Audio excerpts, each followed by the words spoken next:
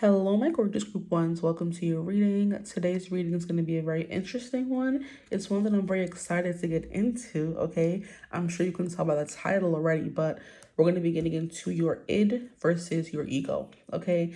So we're going to figure out who you are really on the inside, who you are instinctually, unconsciously, what do you desire, stuff like that. And then we're going to get into your ego, which is the person you show the world, okay? And your ego, like, what does your ego tell you to want, kind of thing, okay? So we're gonna get straight into it. Welcome. How are you guys doing? Thank you for joining me here.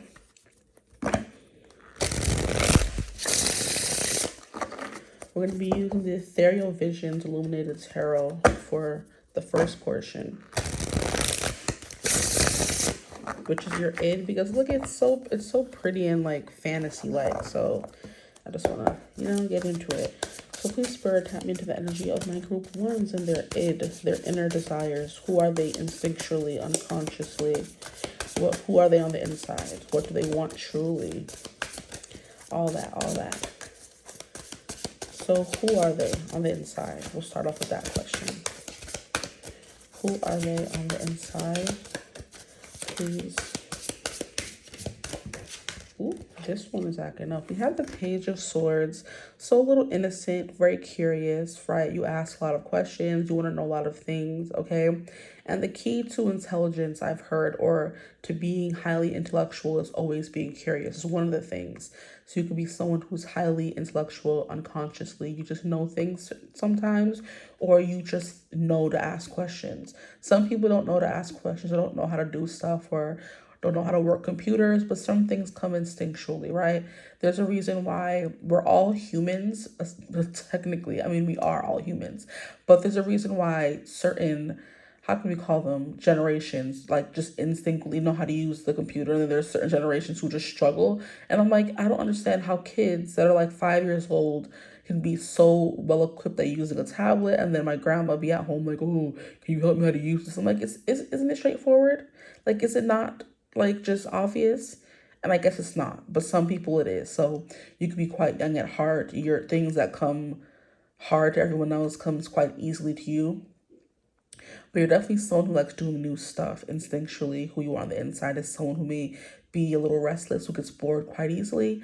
That kind of thing is coming through from the pages, because pages are very young, very naive, very novice kind of energies. They don't really know much. So your inner person could be a little like childlike, not childish. Some of you, it could be childish, who knows? But that's what's coming through for the first card. Who you are, the Page of Swords, okay? Very sharp, quick-witted. You're good at telling jokes, okay? You're good at coming up with comebacks on the spot. Is the kind of vibe coming through. Some of you could kind of be the class clown on the inside, or if you, based on what comes out when the ego, maybe you like to crack jokes in your mind instead of saying it out loud to people, But the Page of Swords is someone who's quite talkative as well. So your inner person, your inner world, who you are on the inside, is someone who's quite chatty, curious. I'm hearing well-meaning, a little innocent. I'm hearing eager to please. Period. Okay, what else can you tell me about who my group ones are on the inside? Who are they unconsciously, instinctually? You instinctually question everything, as you should though. If someone, you were the kid that was always like, but why? But why? How does this work? That kind of thing. You just want to know more and more and more. So you crave like knowledge and wisdom. Some of you even power. Okay, what are the inner desires? Please Spirit the inner desires. Who are they on the inside? Maybe someone who's private. Maybe you are quiet, because the cards are taking a minute to come out. Can you give us something? Who are they on the inside? Who are my group on the inside?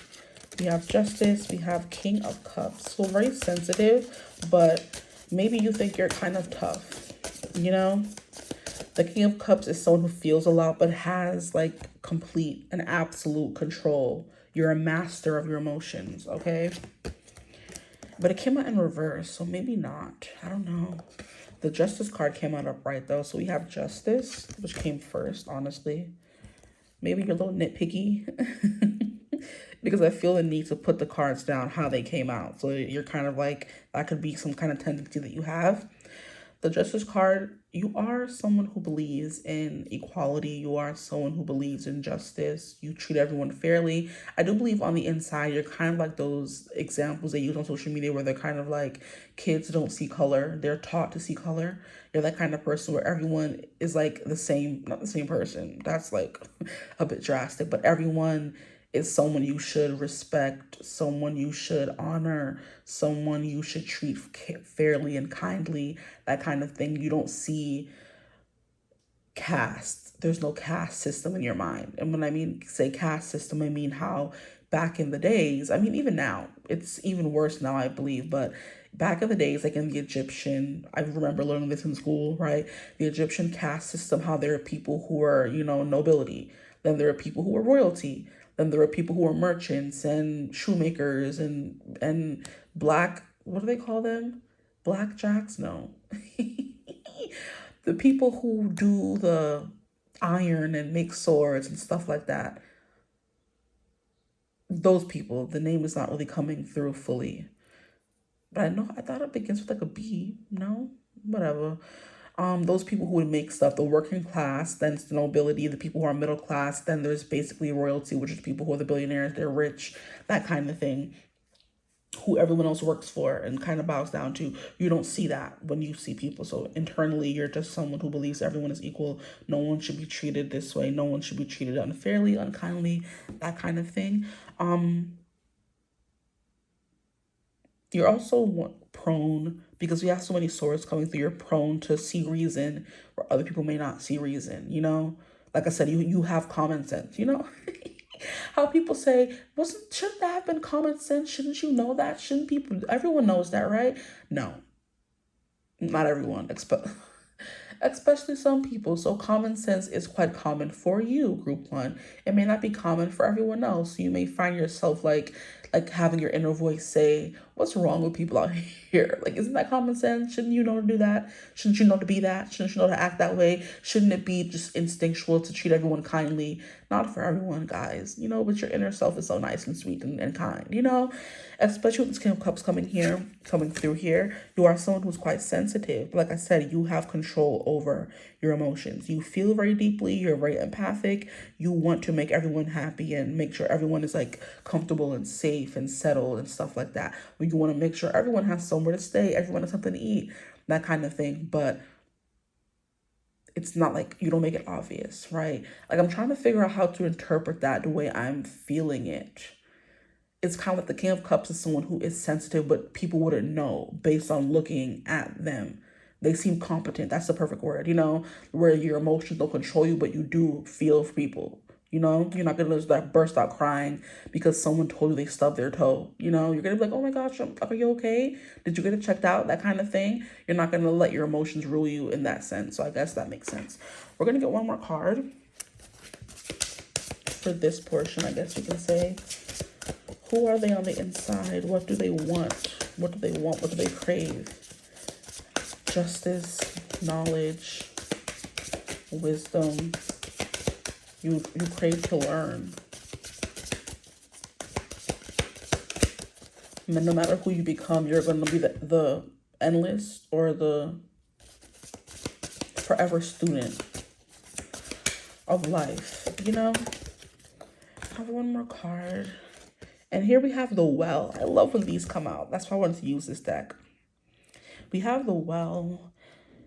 Yeah, that's that. This is going hand in hand with the King of Cups. The King of Cups, like I said, is someone who is the master of the emotional realm, who is the master of maybe telling people or understanding their emotions and how other people may feel as well, you know? So you're someone who uses empathy quite well or adeptly, you know? You're not someone who has to think about it. You're like immediately thinking about others and how they feel and how they would feel, you know? And then we have the Well coming through here. And you know what? Why not read it from the book? They'll explain it better than I could. But a well is something that just runs really deep. It's something that's ingrained in you intrinsically. It's kind of giving me psychic ability. So instinctually or on the inside, your inner self is someone who is quite intuitive, right? Like I said, well-meaning. But the well is definitely someone who's also creative, because the cups represents artistic pursuits, right? So you could be someone who's really good at singing, someone who's really good at writing music, writing books. You're someone who likes to get lost in the fantasy and whimsical and mystery of life. Everyone may not know that, because that may be something that's just for you, right? A guilty pleasure. You read like romance and sappy books, and you love rom-coms, and you love the emotions and love and the adventure of life. And that may just be something that's for you or people who are close to you. That's like your inner desire, something that comes instinctually, something that you can't quite help, right? It's something you were born with, an open heart, maybe a bleeding heart for some of you, you know? Let's see if we can find this well. The well, the well. The artist, does the well come after the artist or before? Before.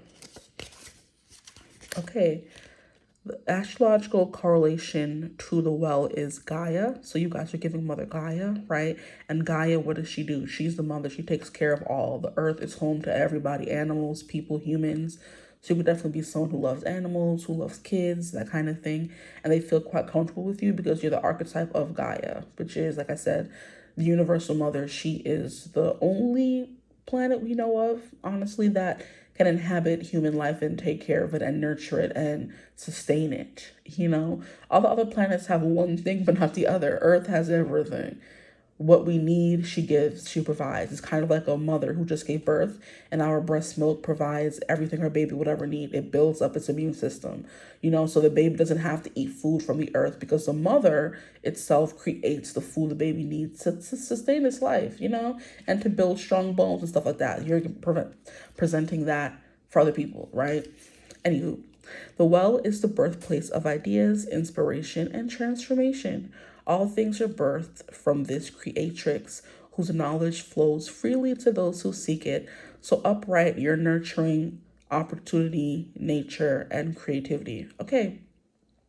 Yeah, so it's kind of like the Empress, but kind of different, because the Empress is like just good at attracting things. She's really kind, she's nice, you know, but the well is kind of like it runs deeper, or deeper than, you know, deep.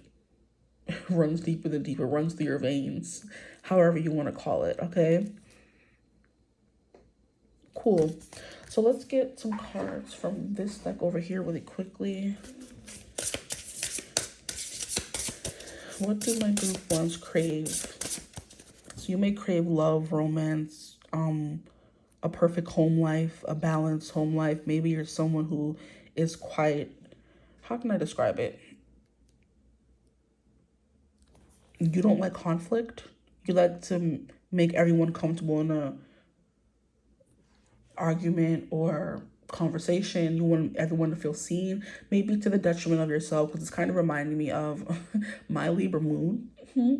And how when I was learning about it, people are kind of like Libras like to keep the peace. They don't want to err on the side of danger, or they don't want to have not an honest opinion. They don't want to say something that'll hurt everyone. They want to be liked by everybody. So you may like on the inside, you don't want to be disliked by anyone, which is why you come off so nice or something like that. Or maybe, like I said, instinctually you're nice to everyone because you know that if someone was mean to you or would say something to you, you would like take it personally, maybe. Okay. Group one, please spirit their inner desires. But I do believe you crave love, home life, to be a mother, to be a father, to have kids, to like, you know, raise them up, to like just give love up, you know, be loving. I think you would be a fun parent. You would be the parent that's always able to relate to their child. Like I said, you may get along well with kids because on the inside you are that childlike energy yourself. Maybe you're someone who's quite popular as well. But this is your inner desires. Maybe you want to be popular. Like I said, you crave to be liked and well received by everyone. Your cards are just being not chatty today. Maybe on the inside, you keep who you are on the inside very deep on the inside. like I said, very private person. Not everyone's going to get a chance to know who you are or meet this person that's coming through. Thank you. Give me a glass of cards. Shoot. We have a rebirth, which is kind of tying into the whole transformation energy that was coming through with the well. So it says it's time to leave the old behind. Yeah. And then it says rebirth, shedding the chrysalis, taking risks. Ooh. I mean, the Page of Swords does give that energy. How kids aren't afraid to go for after what they want or demand what they want, right? The same way they don't judge people or see color or see... I mean, some kids do see size. I'm not even gonna lie. But they don't see color. They don't know to be mean unless they're taught that, right? And I love how they gave this card the number 13. And 13 is the number of death. So death is that energy for you guys. You're constantly shedding, you know, your old self and becoming someone new. Can I get one more card, please, Spirit? My group. Ooh, I guess they gave us 2 more cards. Great. Okay, we have the Servant Queen. I've never gotten her, but period. What you mean? The Servant Queen. I'm hearing Dancing Queen, so maybe your inner desires. You just want to dance. You just want to live life. You want to be free. You want to be light as a feather. You don't want to be burdened by stuff. I don't think you instinctually or instinctually or unconsciously you like to be burdened or heavy. Your emotions, you need to be light and free. That's all I know. Okay, so we have you are worthy of beautiful things, the Servant Queen, divine, magnetic, and valuable. So I do believe this is something you want to be, if that makes sense. Because 3 is kind of giving, well, 3 if you can, well, you can't there, but here. 3 is the number of the Empress, and she was kind of giving me the energy the well was giving me. So Empress, like I said, a mother to all. You want to take care of everybody. You want to make sure everyone's good. You want to, you know, what do they call it? Be a mother hen behind a bunch of kids and make sure they ate, make sure they did their homework. You want to kiss their boo-boos, snuggle with them, hug them. You want to have the family dog and have the family dog be your little best friend, all that kind of stuff. You just want connection. I believe you crave connection instinctually. Whether it's friends, helping people, being of service to people, that kind of thing. And we have a little bit of Virgo coming through with the servant energy and the Servant Queen. Big Queen of Pentacles vibes. You just want stability. You want to feel safe. You don't want your feathers to be ruffled. If that makes sense. You know, you just want to be comfortable, happy, replete, satisfied. Okay? You don't like conflict. You don't want to curse people out. You don't want people to curse you out. That kind of thing. You just want peace, honestly. This Libra card, you just want balance. That's it. And then we have the Witch. See, that's that well that's coming through. I do feel like there's something here about you guys like having a lot of wisdom, having a lot of knowledge. And like I said, how kids just instinctually seem to know how to use these tablets. And the parents don't teach them nothing, right? I just remember getting a phone and like learning how to do it and just like realizing, hey, this is what you do. This is how you use it. And that's it. You know what I mean? And that's how kids are now, like especially now, they just know how to do a bunch of stuff that I don't even know how to do. I'm like, how did you know how to do that? And it's just, first of all, it could be the age of Aquarius, right? So that could be something coming through for you guys as well, where there's something here about elevation, about mass enlightenment and awakenings, that kind of thing, how we're moving more towards technology, right? How we're moving more towards artificial intelligence. That could be something that comes through for you guys. You just have a certain intelligence, and it's not artificial. I don't want to say that. That sounds weird, right? But it's just that you have a certain intelligence about you that knows how to do stuff. You know what to say, how to make people feel comfortable. So you could have like a lot of Libra placements, I feel like, or Aquarius placements. People look at you and think, oh, you're smart, you're intelligent, you have sense, okay? Anyway, the Witch is kind of giving that energy as well. It says, I wasn't always like this, you know. I had to create who I am, period. And it says creatrix, which was coming through. Wait, that is so interesting. Wait, the creatrix came through in this card here when I read it, and it's coming through again. We have creatrix, lotus flower, and free will. I do believe that's, like I said, equality is a big thing for you guys. Everyone should be able to eat. Everyone should be able to have a place to stay. That kind of mentality that not everyone has, right? You believe that people just deserve to be people, treated like people. you know? Not like cattle, not like they're disposable, that kind of thing, okay? So the creatrix, that's so crazy how that came through twice. I'm not even sure what the creatrix is. I'm gonna have to look into that. Let me write that down. Creatrix, interesting.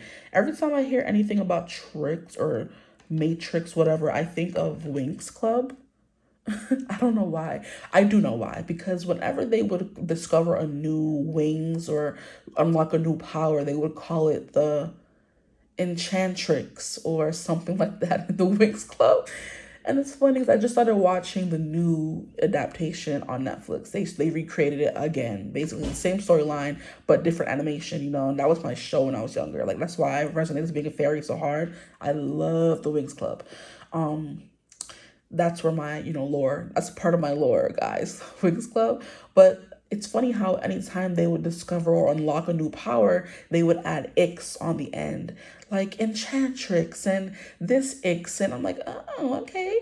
So Creatrix is kind of giving me that. Maybe you're coming through with someone who is quite magical, which would make a lot of sense because we have the Creatrix. And then we have the fairy. Okay, so that's coming through. That's who you are on the inside. Someone who's quite magical, whimsical, fairy, enchanting, that kind of thing. And I do believe there's something here about you being quite creative as well. Yeah. You like beautiful things as well. You want to be surrounded by beautiful things, beautiful people, beautiful energies, scents, like materials, stuff like that. So you're good at decorating. You're good at makeup as well, fashion. That's who you are on the inside, just creating in general.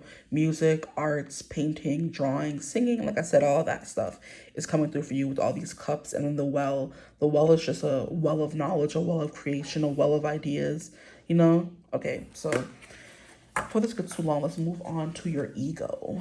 Okay. Why do these cards feel so much heavier than the other ones? With you being the Page of Swords as well, you kind of see things that other people don't. Or you see ideas, things that could be done better, that could be made, like that kind of thing. Okay, Spirit, please, can you give me some cards on their ego? Please, Spirit, will they show the world? My group ones, their ego. We have the Ten of Pentacles. Okay, so you believe in living comfortably both ways. Okay, the Ten of Pentacles. We have the Crown of Cups, which is the King of Cups once again. So I do believe who you are on the inside is who you are on the outside. You show this part to the world. So there's no hiding when it comes to you. We have the Crown of Pentacles. You have the King of Pentacles and the Queen of Pentacles kind of coming through for this part. So yeah. And then we have the Two of Pentacles. And the Two of Pentacles is all about balance. Creating some sense of balance in your life. Okay, so this is pretty straightforward. Appreciate that. So Two of Pentacles, someone who doesn't do too much of one thing. You're someone who is very balanced. That keeps coming through. It came through in Libra for your inner desires. It's coming through the Two of Pentacles for your outer desires, your ego. But there could be something here about you being a little bit too persnickety. Is a word coming through. You're too particular about certain things. Your ego wants everything to be perfect. So you're giving perfectionist vibes because the Two of Pentacles is someone who is constantly like fighting for that balance. If am I working too hard? Okay, let me play a little bit. Am I playing too hard? Let me work a little bit more. You're never fully satisfied or settled with yourself. You're always pushing yourself, sometimes even past your limit, you know? And then you have to pull back sometimes and say, oh, did I eat today? Did I drink water today? Did I say hi to a friend today? Did I text my people to make sure that I'm okay? Especially if you're someone who is an artist or a creator, you get stuck in that creation funk, you know, where the artist is stuck in their cave, like just creating, and not even making sure to eat or drink or sleep or tell other people they're alive. You know what I mean? That's kind of what I'm getting. The King of Pentacles is someone who craves stability, who craves, how can I describe it? Not even money, but like I said, stability. You want to have some kind of empire to look back on because you crave all the beautiful things in life. And unfortunately, all the beautiful things in life cost money, okay? All the beautiful things in life cost money. It's not cheap, okay? So you're someone who craves this generational wealth, who craves the riches of life, the experiences the riches give you. And it's not even so much about the money, guys. It's so much about the experiences that the money gives you. So you're not money hungry. You don't want to be rich and powerful. You just want to be comfortable. And in this life, even just to be comfortable, it takes way more money than it should. Okay, boom. Then we have the King of Cups coming through again. So you're definitely someone who cares about people. Okay, you're very nurturing. There's something here about you being really soft. So you come off to the world, your ego tells you to be soft with people, to be caring and not to treat them like anyhow, to handle them with kid gloves. I do believe you pride yourself on the golden rule, which is treat others how you want to be treated. A lot of people out here do not abide by that rule or that law, the golden rule, okay? You do, because it's coming through in your id and it's coming through in your ego, okay? So someone who treats people with kindness, who cares about where people live, you check in on people, that kind of thing, you know? And then the King of Pentacles is giving the same thing to the Ten of Pentacles, which is you crave stability, riches, money, lavish experiences. The Libra in you, I understand, okay? Some of you could also have like Capricorn placement. So Capricorn, literally all the cardinal signs are mostly all of them coming through for you guys, because we already had Libra come through at the top. Then we're having Capricorn come through down here. So Aries could also be someone's significant sign. And then what's the other one? It's Aries. We're missing water sign. Cancer is the cardinal water sign. So Aries, Cancer, Capricorn, and Libra. There we go. I gotta refresh myself on the zodiac signs because I'll be getting rusty. Okay, that's coming through. Anything else? Like, yeah, your ego just tells you to chase, to work hard, to keep your emotions, to make yourself happy. So just to work hard to make yourself happy, I think is what your ego tells you to do. Even if it means not sleeping enough, not having enough fun, that kind of thing.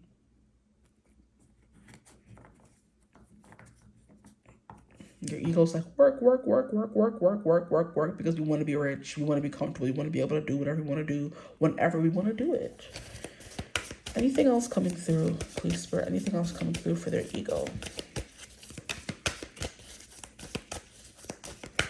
But I do believe you feel it when things are out of whack and out of balance in your life and your body. And that's something you, like I said, strive to do, to keep that balance. If you don't, I don't know. I think you do, though.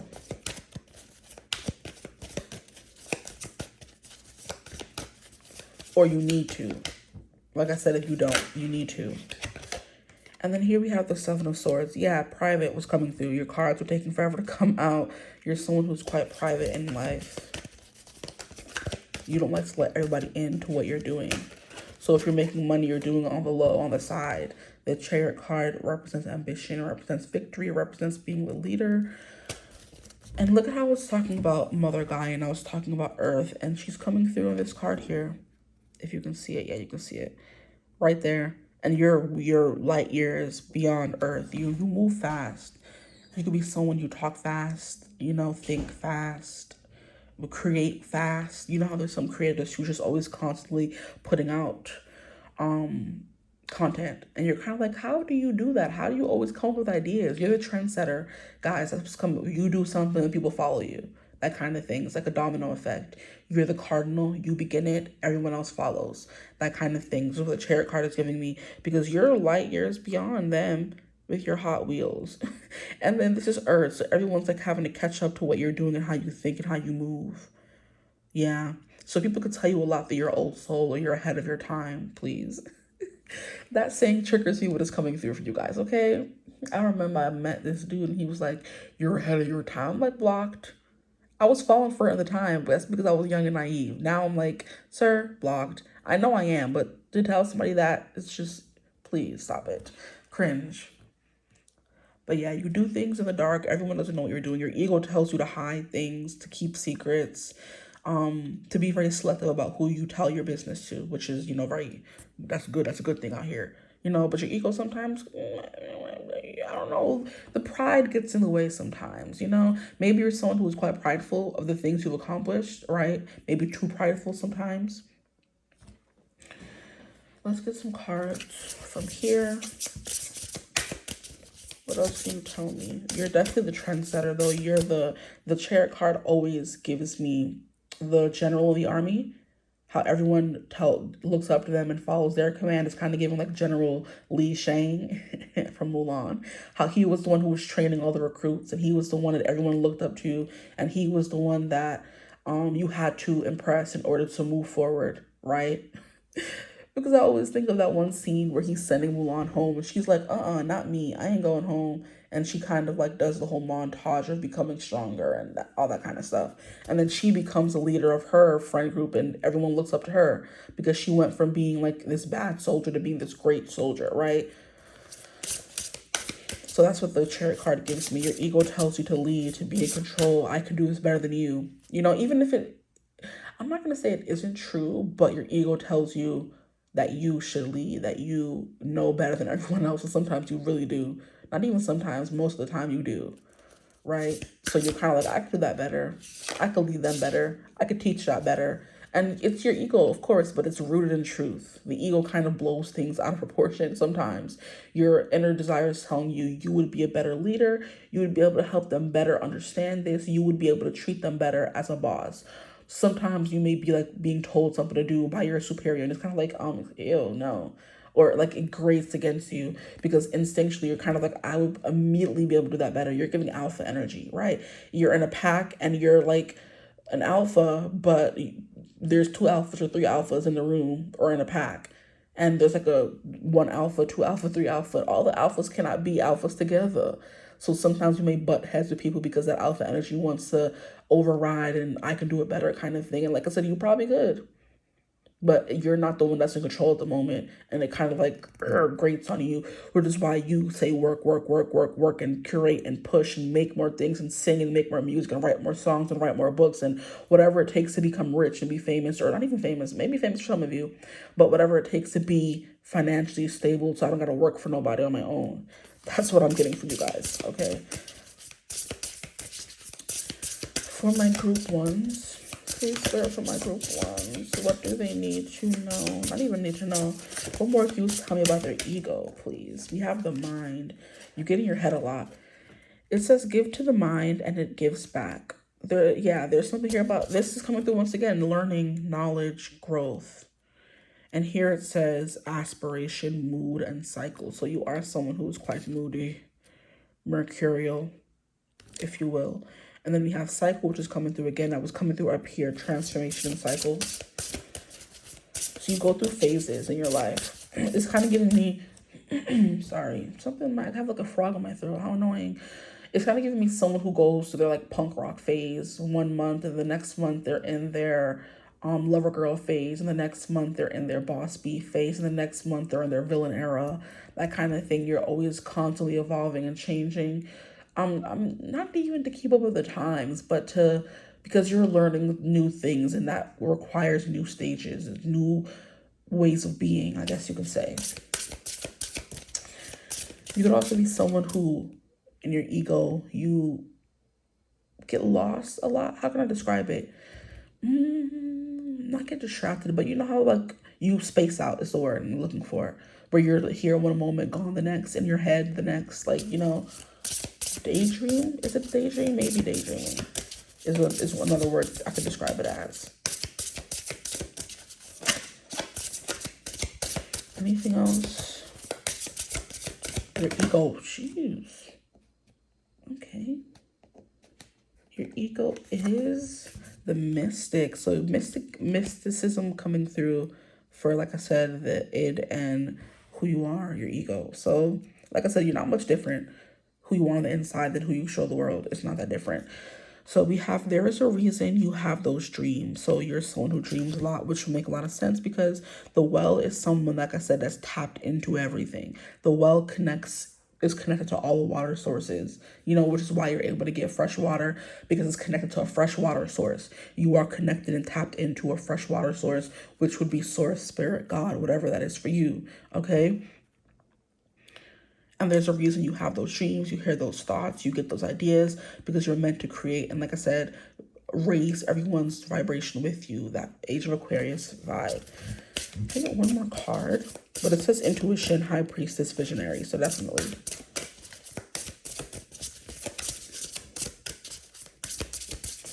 One more card, please, Spirit, for my group ones. Who are they? Who do they show the world? So in the world out there, you're someone who's very responsible. You're the visionary. You are, like I said, the cardinal sign, the leader. Okay, you want to lead. You want to, and I feel like I said, your ego tells you to lead because your inner desires and you're this faucet that runs from source to you tells you, hey, you have the sauce, that person doesn't, that kind of thing. That's a funny way to phrase it. You have the sauce and that everyone doesn't. Everyone else out here eating dry chicken and you're the only one that have the good sauce. That's funny. Maybe I forgot to say dancing too. Maybe some of you are dancers. One more card. Can I get one more card? Thank you. Because come on, I asked for one. That's it. We're taking this one. We have emotions. It's just emotions taking me over. Maybe you are quite sensitive. Your ego is quite sensitive as well. Like I said, pride coming through. So you're easily offended, maybe some of you. Okay, so it says honoring the flow of all the emotions. And it says alchemy, processing, and sensitivity. So you are someone who's quite sensitive, but you're always like, I'm hearing behind these hazel eyes also by, what's her name, Kelly Clarkson. So it could be something here about, how can I describe it? Things are always going on behind your mind, or behind your eyes, I should say. Yeah, that's what I meant. There's always things going on behind your mind that everyone else can't see. It's kind of like the engines and the bolts are turning and you're always coming up with different things, which is why you kind of space out sometimes. You know what I mean? But yeah, honor the flow of all your emotions. You're definitely someone who lets yourself feel your emotions. Whether you've always been like this, or this is a new development, right? And there's something a lot about eyes coming through. So your eyes can be very expressive. They're very beautiful. They're very pretty, that kind of thing. Or a third eye could definitely be something coming through as well. But you're someone who, like I said, is deemed magical in the 3D. Whether you tell yourself that or people tell you that, there's something magical about you. But you are definitely someone who's always learning. You're always like feeding your mind more. You're always feeding into your brain power. You're always charging your mind.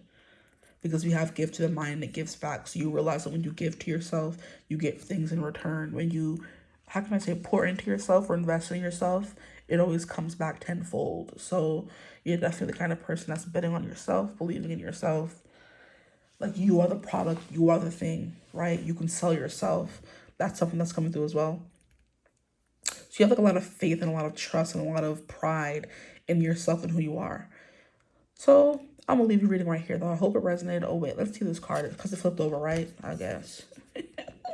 It says breaking into bloom, time, liberation, and understanding. Sometimes you will break before you bloom. And that's what I was kind of saying with you may not have always been this person who let yourself feel things and let things flow the way they were meant to. You could have been someone who would push against it. But I feel like as you've learned and as you've become the chrysalis again and come out the butterfly and gone back into the chrysalis and become the butterfly, as you've transformed and changed, you become someone who now listens to your emotions. Because that is what gives you your power. Because those emotions are tapped into an even greater well, like I said, that spirit, and they're kind of giving you your divine cues. And where other people don't see angel numbers or see the repeating number coming over and over again, or the same animal coming through again, or doesn't think to, hey, this is a new thing that popped into my, reality, a new bird. Let me look up this bird. What does the bird mean? And then you realize that the bird represents this and that, and then you go and pivot in that direction. Like there's just little divine cues we get from the universe that tells us what we're supposed to do, and while other people are not as tapped in, you are, right? So you're seeing the angel numbers, those are guidance. That's guidance, right? You're seeing the animals, that's guidance, right? You're feeling this nudge when you're around a certain person, or you get this idea from a certain thing and you just follow it, right? It's kind of giving me how, what was it, last year or 2 years ago? It was a long time ago. I had met a friend for the first time. We were still new friends, right?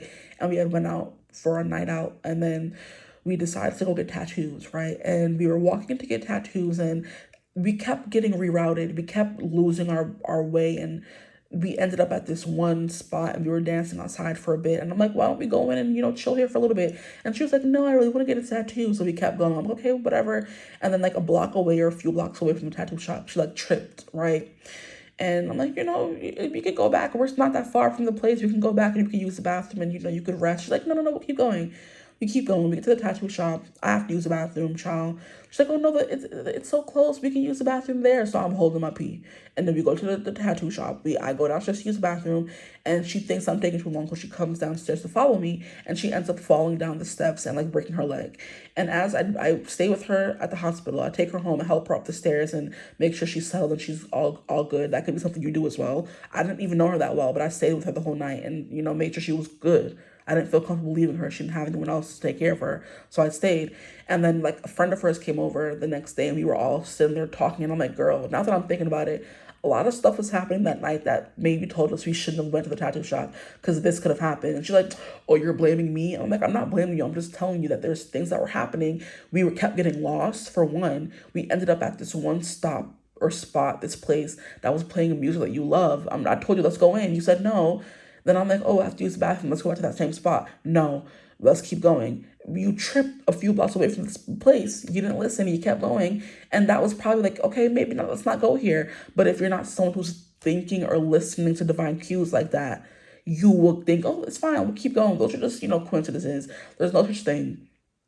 And she ended up breaking her leg. She was off from work for months. She was like very anxious because she didn't know what was going to happen at work and stuff like that. And I'm like, girl, there were signs telling us we should have stayed behind where we were, that we shouldn't have gone. You just weren't listening. And I was telling you too when you weren't listening.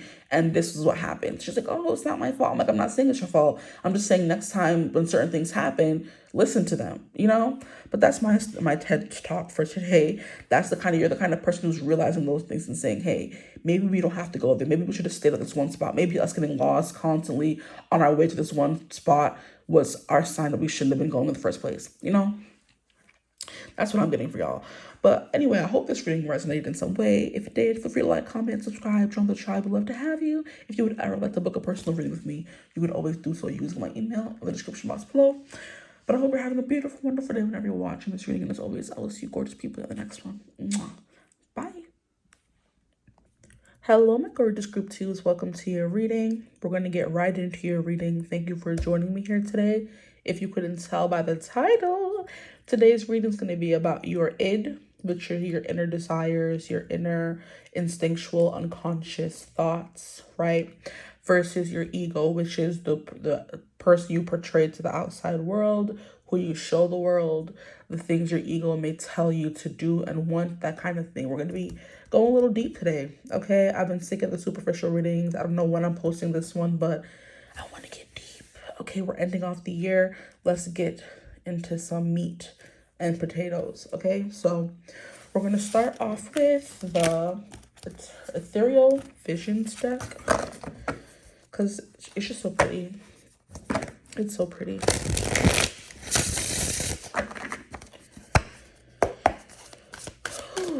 Deep breath. Maybe some of you need to breathe more.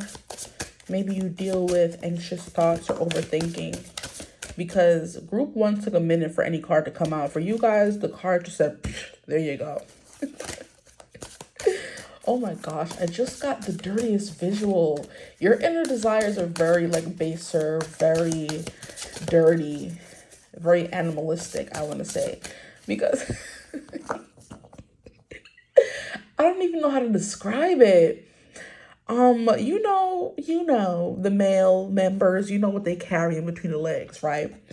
There was like when I put the hand down like that, there was an image of like, when the member that they were carrying is a little bit meaty and they kind of like slap it up and it slaps. See, you two forgive me. And it kind of like slaps on their stomach like a big slab of meat. That is the visual I got when I hit the thing. The way it just flaps onto their stomach when they are excited, okay? So we're already starting off the reading raunchy and dirty. So that is your inner desires, your inner thoughts. Maybe you think about those things often. Maybe you think about a specific person. You just think about men in general. You think about SEX in general, whatever you want it to be. That's what is coming through immediately off the bat. Jesus Christ. So your inner desires, like I said, are very baser, very breeding, just rutting and stuff like that. Okay, so Here we have the Queen of Cups. Ugh, the fake innocent. Stop it. Relax. But it didn't want to come out in reverse, so maybe we'll keep it in reverse and see what the other cards say. So for my group twos, please, Spirit, what are their instinctual, unconscious desires? Who are they on the inside? You have a dirty mind. You like dirty jokes, all that kind of stuff. We have the Wheel of Fortune. Okay. When I see the Wheel of Fortune, your cards are so freaking talkative. Jesus. When I think of the Wheel of Fortune when it comes to someone's inner desires, there's something here about desiring wealth, money, like indulgence. It's kind of like hedonism is the vibe that's coming through with the Wheel of Fortune. Where you just want, and want even more. Nothing's ever good enough. So your inner desires are never fully satisfied because you may want a lot. You desire a lot in life. So you want more, nothing. You're never satisfied kind of thing. So you guys are coming through with Alexander Hamilton. I'm sure if he was still alive and was into pick a card readings, he would choose this pile immediately. Like, because his nickname, they called him the Tomcat because he couldn't sit his behind down and not try to go find women, multiple women, and, be a little, a little slew. You know what I mean? He was running around town doing what he needed to do out here with all these women, right? And I guess that's what Tomcats are like known for. Like being very promiscuous, eh? Yeah, that's coming through for y'all. The Wheel of Fortune, having a lot of options, wanting a lot of options, and never being satisfied with one thing or what you have. So your inner desires are very greedy, okay? Then we have the Nine of Cups, which is what you want now. You could be very impatient, that kind of thing. Yeah, you guys are lustful. You're giving your seven deadly sin. Excuse me. Maybe I'll be thinking about corn too, because stop it. Corn, it's corn. Because geez Louise, a scene? Excuse me. Y'all relax. Don't be on my channel with your nasty ways. Let me stop. Anyway, what was I gonna say? I forgot. Wow. Your seven deadly sin would be greed and gluttony, right? Maybe promiscuity, that could be a thing coming through as well. But the inner desire doesn't mean you're acting on it. It just means the need and want is always there. So not too much on y'all yet. We shall see what comes out with the ego, but Jesus Christ. I call the devil coming out sometime during this reading. I just feel that kind of energy. You're addicted to something. It could be, like I said, the wantonness. It could be the body-to-bodiness. It could be whatever. It could be anything. It could be other stuff that you could overindulge in as well. The Wheel of Fortune and Nine of Cups coming out back to back and flinging out what they did is kind of giving overindulgence. So your inner desires wants a lot. Okay, maybe, like I said, they're never satisfied. And it may lead to like greed or overindulgence, right? And that could be in any sense. It could be too much shopping, too much eating, too much watching TV, sloth. You guys are giving seven deadly sins. Jeez Louise. The main person I'm getting for you guys is, there's a show, an anime called Seven Deadly Sins. I used to watch it. I don't watch as much now, but you're giving Meliodas, and Ban, I think his name is. My favorite is Ban, so I love y'all for, reminding me of him. But I forget what seven deadly sin he is. I think he's Pride or something, but y'all giving me him. He was always thinking about, his mind was very raunchy, and so was Meliodas. They were just like two horn dogs, okay? So not too much on y'all. Let's move on to something else. Back to our regular programming. But that's what's coming through. Your inner desire just wants, craves, needs all the time. So you could be someone who's very needy. This Nine of Cups also gives me like praise. So your inner desires like to be praised. Your inner desires may be something you would never tell someone, or what you only tell the people closest to you is you long to be praised, to be fully satisfied. Like I said, it's giving gluttony, it's giving hedonism. You want to eat until you're full. You want to drink until you're satisfied. You want to rut until you're done. Like, and you never want it to stop. You always want what you want when you want it, right? You're giving kingly things. How king used to be back in the days, when they would just use up women. It's giving Henry is it the 8th or something? The one that had Anne Boleyn, that he was married to the sister, then he beheaded one, and all kind of stuff. Treacherous man. Very treacherous. And he didn't want to, because so he could have multiple wives, he made up his own freaking religion, the Church of England or whatever. Like Henry the 8th, I think it's the 8th. That man was a snake. Not saying y'all are a snake, but he just wanted too much, y'all. And it was crazy. He was doing too much. He was doing too much, period. So I'm so interested to see what comes out for your ego, because what is your ego doing if your inner desires are doing all this now? Okay, can I get one more card, please, Spirit, for their inner desires, their id? What instinctual, unconscious desires do they crave? We have the Hangman. Yeah, the Hangman is not doing anything. So like I said, you guys are giving the 7 deadly sins. Sloth, not wanting to work quite hard. If you could have it your way and we didn't live in the society we did, you would not really want to do much. You would want to just eat. You would want to just sleep. You would want to drink. You would want to, like I said, have done, okay? You would just want to be living life and not really having to do much, no responsibilities, that kind of thing. That is a life of fortune, how I'm interpreting it in this reading, okay? Your life of fortune would definitely be that, right? Like I said, money, you want to buy whatever you want to buy, when you want to buy it, kind of thing. But the first card being the Queen of Cups in reverse, maybe your inner desires are definitely kind of selfish, because one thing the Queen of Cups is known for when she's upright is being selfless, okay? And with her coming out in reverse, and you guys can see I didn't turn her over and try to be fake. I turned her over to see what card it was, but she flipped out in reverse, okay? So don't try to sit here and say, oh, no, nuh-uh. Y'all coming through a little selfish, okay? The Queen of Cups is going to put herself before everyone. You're the kind of person your inner desires is just me, right? And that's what I was saying with the whole 9 of Cups, the way the person's just sitting there like, yeah, do what I say. You know what I mean? This card, every time I see it now, I'm going to think of this specific card in this deck. I'm going to think of the reading I did about how do you satisfy people in the bedroom? What do they like most about you? What do they remember you for? And the 9 of Cups is like just pleasing them. This is a big guy. He's giving older kind of person. You're set in your ways. You're stubborn. He has his arms crossed over his chest like, yeah, do it just like that. Like you're just, you know how old white cisgender men, you know, is it cisgender? I would think it is. Or just, you know, heterosexual men. They're kind of like, oh yeah, everything is all about them all the time, you know, especially if they're white. Okay, no tea, no shade. You know it's true. That's what's coming through here. He's just sitting there like the world revolves around me. You need to praise at my foot. Like I said, it's giving Henry the whatever the heck his name is from England. He made a whole church just to feed his greed for having more than one wife, or being able to divorce that wife and have another one, and you know, do that as many times as he wanted, child. Okay. That's coming through. The Hangman definitely confirms that for me, because the Hangman is an energy of not wanting to move, wanting to stay stuck, wanting to be in stasis mode, wanting to sit there watching the world go by and not do anything about it, you know? So you wouldn't work much, you wouldn't do much. Your inner desires are very much giving that, okay? The Hangman is also someone who thinks about a lot of stuff. They find themselves in like, is it repose, right?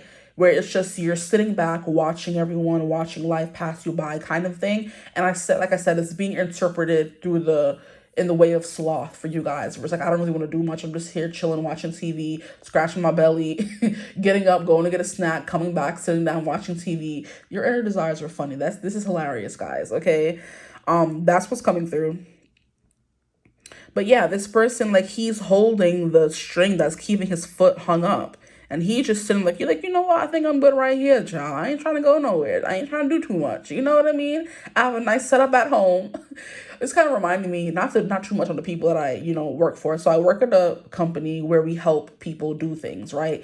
And people who aren't able to do things for themselves, we help them do.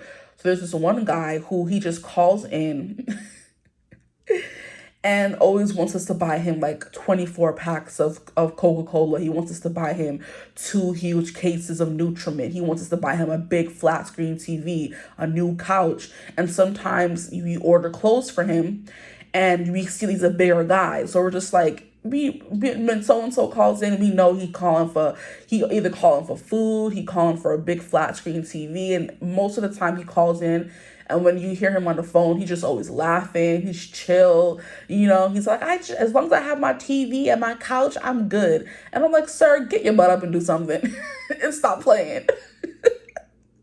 You guys are giving me him. I'm sure if he watched tarot readings as well and I found this video, he would choose his pile too, good sir. Okay. But we still do it because it's his money that he's spending. So it's not a problem, but it's just like, he cracks me up. A 24 case of Coca-Cola and you be calling every month. I'm like, sir, slow down. Soda is not good for you. It's not up to me to tell you what to do and what not to do. because I'm not the healthiest person myself, but it's just, you know, it's worrisome sometimes. I'm like, sir, you finished that whole, and not even, it's never just soda. It's nutriments and all that too. I'm like, what you be doing? He's sitting in front of the TV, getting up, getting him a nice cold thing of soda, and coming back down and sitting. And of course he should, because he's an older guy, so he did his due diligence. He worked and he gave his time, but still, sir, calm down. You know, that's what y'all giving me. Shout out to him, because he's the funniest thing. Whenever he calls and he's on the phone, I be laughing, because he just cracks me up. I love him though, you know. He's just a very chill, mind my business, just do my own thing kind of person. Yeah, but you just like to overindulge in lots of stuff, you know. And like I said, these desires to be praised, to get whatever you want, to be rich and have people like maybe bow down to you is like just I don't know. But anywho, let us move on. I'm hearing something about you liking chocolate. Chocolate! That one guy from the SpongeBob episode. Okay, please, Spirit, can you tell me more or clarify some of the messages we got? Tell us more about their instinctual unconscious desires, please. It says the moon, duality, hidden gems, secret power. See, I knew there was something about this cloak. I was trying to look at it and see what could that mean. It just meant these are hidden desires, but of course they are, because they're not something that you show to the rest of the world. They're things that you have to deal with and grapple with and fight on your own in the privacy of your own home. Okay. But we have the moon, and it says, what if your strangeness is actually your brilliance? So you definitely resonate with being strange. You know, I'm hearing we're all strange here. Alice in Wonderland can be important to somebody here. You resonate with the moon. Maybe you're a night owl. I do believe people who resonate with the moon are more quiet, more subdued. The Queen of Cups is coming through, so you are someone who is quite, like I said, sensitive, but sometimes you can be insensitive. People who are insensitive know what they're doing when they're being insensitive, right? People who are selfish know what they're doing when they're being selfish, right? That's coming through. So you do have the capacity to feel very deeply for others, and you're very intuitive, but sometimes you may use it for your own gain, you know what I mean? Or just not care. Even if you are aware of someone hurting because of what you did or how you said something to them, you're just like, yeah, you know what? Get over it, that kind of thing. It's also kind of reminding me of, there's like a video that was going around on TikTok where this girl was like, we need to bring back inconveniencing ourselves for our friends. Everyone is like saying I'm busy or I can't in the name of having boundaries and putting you first. But if you want to have a community of people who are there for you, you have to inconvenience yourself for people sometimes. If you don't want to go out, but it's your friend's birthday, go out for your friend's birthday. It's your friend's birthday, right? You're not going to have any friends if you keep saying boundaries, boundaries, boundaries, or you're not going to have close connections if your friend is saying boundaries and then when it's time for them to do something for you or you do something for them, you're saying boundaries. No, sometimes you have to inconvenience yourself for the people you care about. If your friend is having a birthday or she's not feeling well, if you're not feeling well, still go see her, go talk to her or him, them, you know, and try to make them feel better. Sometimes you have to be selfless, okay?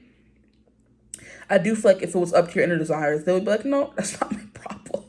Which is the moon. You could be someone who's very introverted and you just stick to yourself, very private, that kind of thing.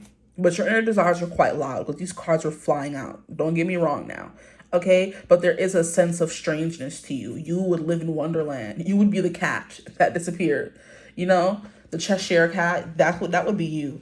Out here using people and playing tricks on people and living in a tree and disappearing at your own behest and all that kind of stuff. That would be y'all, okay?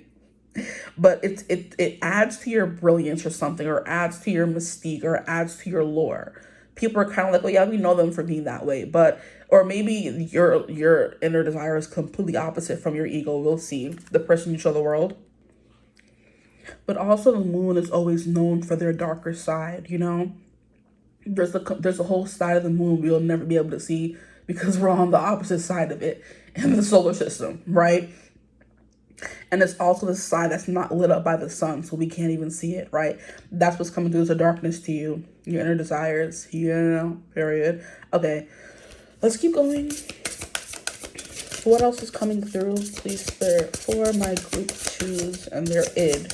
I do want to spend more time on your inner desires than your ego, because I'm pretty sure you know your ego. Most people don't know or can't come to grips with their inner desires, so I want to spend a little bit more time on that, but I don't want the readings to be too long. Okay, so you have this card that came out. Look at how these cards are just flying. I wish you could have saw that. That was beautiful. Look at the nip showing. Yeah, there's something here about you always thinking about something. Nudity, some boobs, somebody's, yours. Wondering what it looks like under there. Very raunchy, you guys. Okay. So we have the great goddess. Yeah, look at that. You want to be praised and worshiped. Period. Ugh. I love that for you. Okay.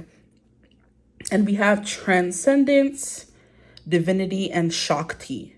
Now I'm trying to remember what Shakti. I think Shakti is like your energy, right?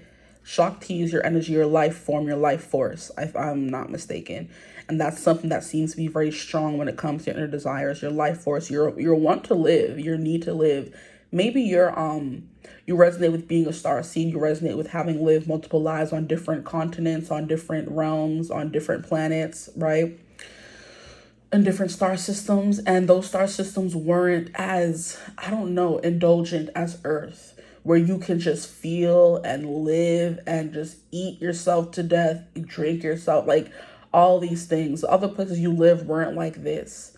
So it's kind of like when you come down to Earth, you're going to get your fill. You're going to get your lick, every single lick in, okay? Because if you were to move on and go to another life or go back to your old life or whatever, you would never be able to have this experience again. So you're going to make the most of it. So that's the kind of energy coming through for you guys. You want to experience every flipping thing in life.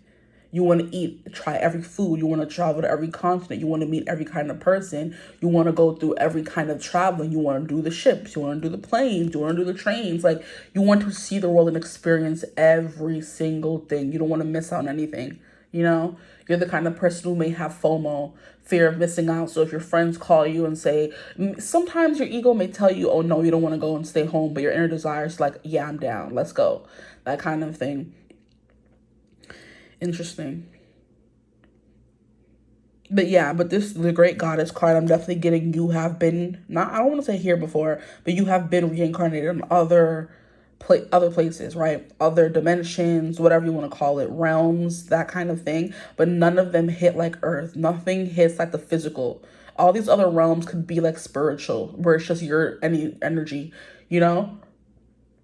But here on Earth, you're actually given a physical body, and I feel like the physical desires are what get us in trouble, which leads to the 7 deadly sins, child. Okay.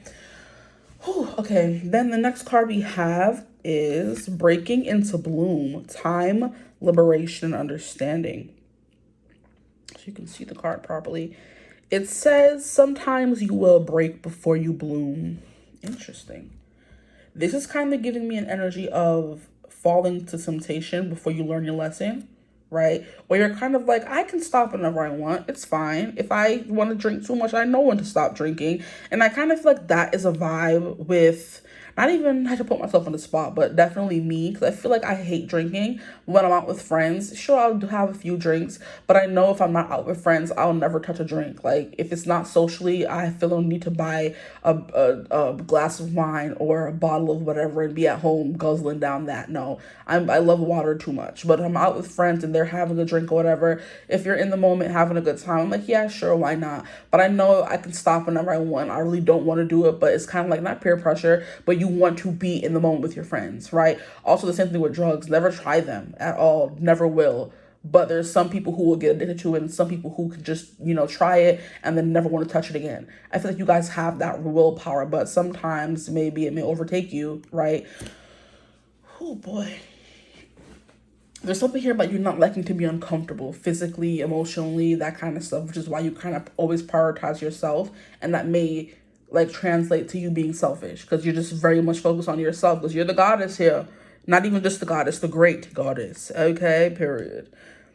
And the next card we have is Breaking into Bloom. Like, yeah, you have to break before you're free, or before you bloom.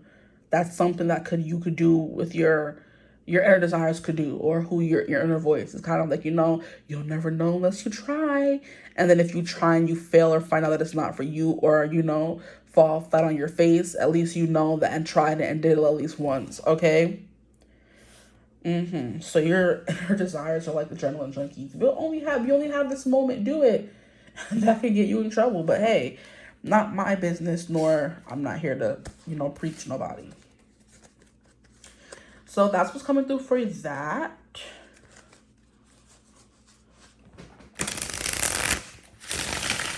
I'm also getting you like the nice things in life. That was kind of coming through for group 1. But I mean, of course, everyone likes the nice things in life. But you especially like it. You like people to bring you stuff. You like gifts. You like to be thought of, right? You like to be spoiled, that kind of thing. Those are your inner desires. You really want someone to just treat like a goddess that you are. Okay. Now let's move on to your ego. What do you show the world? I wonder if it's going to be the same. We shall see. So just indulge is your energy. 8 of Swords. Maybe your ego has a hard time really letting loose. That's what's coming through, because maybe you care about what people think about you, because the 8 of Swords coming out in reverse is a wild energy for what was coming through in your id. Like your ego's like, no, you can't do it. What if people see us? What if they judge us? What if they mock us? Your public image is important to you. And your ego says, no, we can't fully let loose because people are going to say something, or what if they don't like us or whatever. That's coming through. The 6 of Pentacles. Maybe your ego is more of a giver and your id is like more of a taker. That's quite the interesting dichotomy for you guys, honestly. The 6 of Pentacles is someone who gives, and gives. But it's more an energy of receiving as well, but more so giving, charity, being charitable, being generous, right? That's what your ego is saying. Just give more than you take. Especially if, like I said, you guys are prone to becoming obsessed or addicted to something. That's what's kind of coming through. Where your ego tempers you in a way, where usually your inner desires or your higher, well, we're not even talking about higher self. Maybe that'll be another reading. Your inner desires is not your higher self. Your inner desires, your baser instincts, the things you were born to want and do and crave, right? And then your ego is kind of like how you navigate the world based on your experiences and what you know to be right and wrong and yada, yada, yada, okay? With your ego is like not inner desires, chill. We wouldn't be accepted if we were to walk around being that kind of energy, because people who are known for being selfish and very self-absorbed and loving themselves and wanting to be praised are not seen as good people in this society. You know what I mean? People who call themselves goddesses and all this kind of stuff. Even people in someone's comment section, they're like, oh, stop comparing yourself to a goddess. You're not a god. Like, shut your behind up. If you don't get out that girl comment section, if you don't like what she's talking about, leave. Okay, if you don't like her content, bye. Like, that's how it really does be. But people just want to be so miserable. They want to be commenting, oh, it's not cute to be calling yourself a goddess. She said what she said. Period. What the heck? If you don't think of yourself in the highest light, who the heck will? Nobody. So, as you should, group 2. I'm need your ego to get it together. Your ego's like, no, we should give, and because it's kind of like, how can I? Okay, the perfect example, Dumbledore from the Harry Potter series. He tells Newt Scamander in the Fantastic Beasts trilogy or whatever they want to call it, the Fantastic Beasts series, that Newt is the chosen one. Okay, in that series, because Newt doesn't chase power. So he has to be the one to stop Grindelwald, because if it was Dumbledore can't, because and he's like, oh, and then I think Newt was like, I don't want the power, I don't want this, and he's like, that's why it has to be you, it can't be me. At that point, before it even happened, I think at that point it had happened already, where Dumbledore had participated in a duel between him and his brother and Grindelwald, which is the evil villain in this series, the Fantastic Beasts series. And there was a duel that unalived Dumbledore's sister. And no one knows who, laid the final or killing blow with their wand, but they just stopped. They were all fighting back to back, but doing spells, And then all of a sudden, once the smoke cleared, the sister was unalive. She was gone, right? And to this day, until the Harry Potter series, they never knew who, landed the blow that unalived the girl, okay? And it was because of Dumbledore's pursuit of power. Him and Grindelwald met when they were younger, fell in love, was in a situation, whatever they was doing, child. And they were on this mission to find all the Deathly Hallows, because he wanted to be the master of life and death. He wanted to be the most powerful person ever. They heard that this wand was the most powerful wand ever. And him and Grindelwald, being power hungry, went on this search for it. And they were like, who knows what they were doing, child? But his brother was confronting him about that, and then it ended up in this duel that unalived the sister.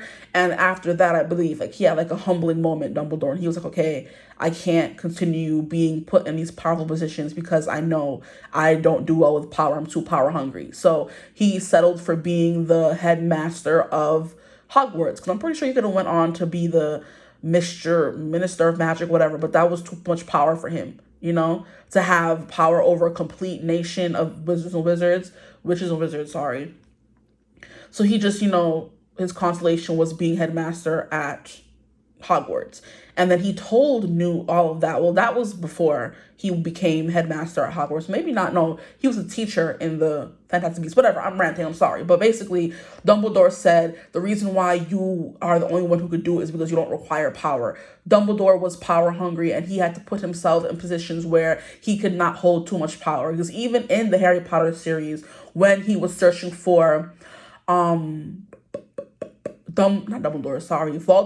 Horcruxes, he ended up stumbling upon one of the Deathly Hallows, and he tried it on.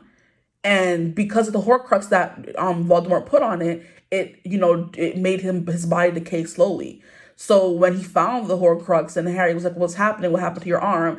He's like, "I'm being poisoned, and I can't stop the poison." And he was like so powerful, and even he couldn't stop the poison. But it's because he was still greedy even then to hold death in his hands. At that point, he had the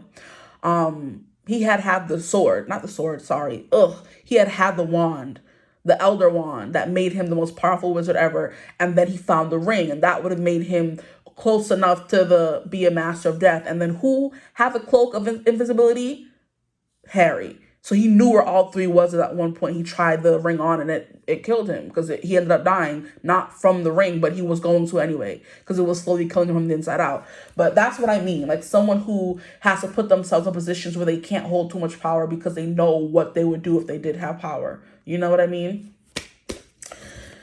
Oh boy, that was a long explanation. I'm sorry for that. But that's the best way I could explain it. You know what I mean? You're a Dumbledore.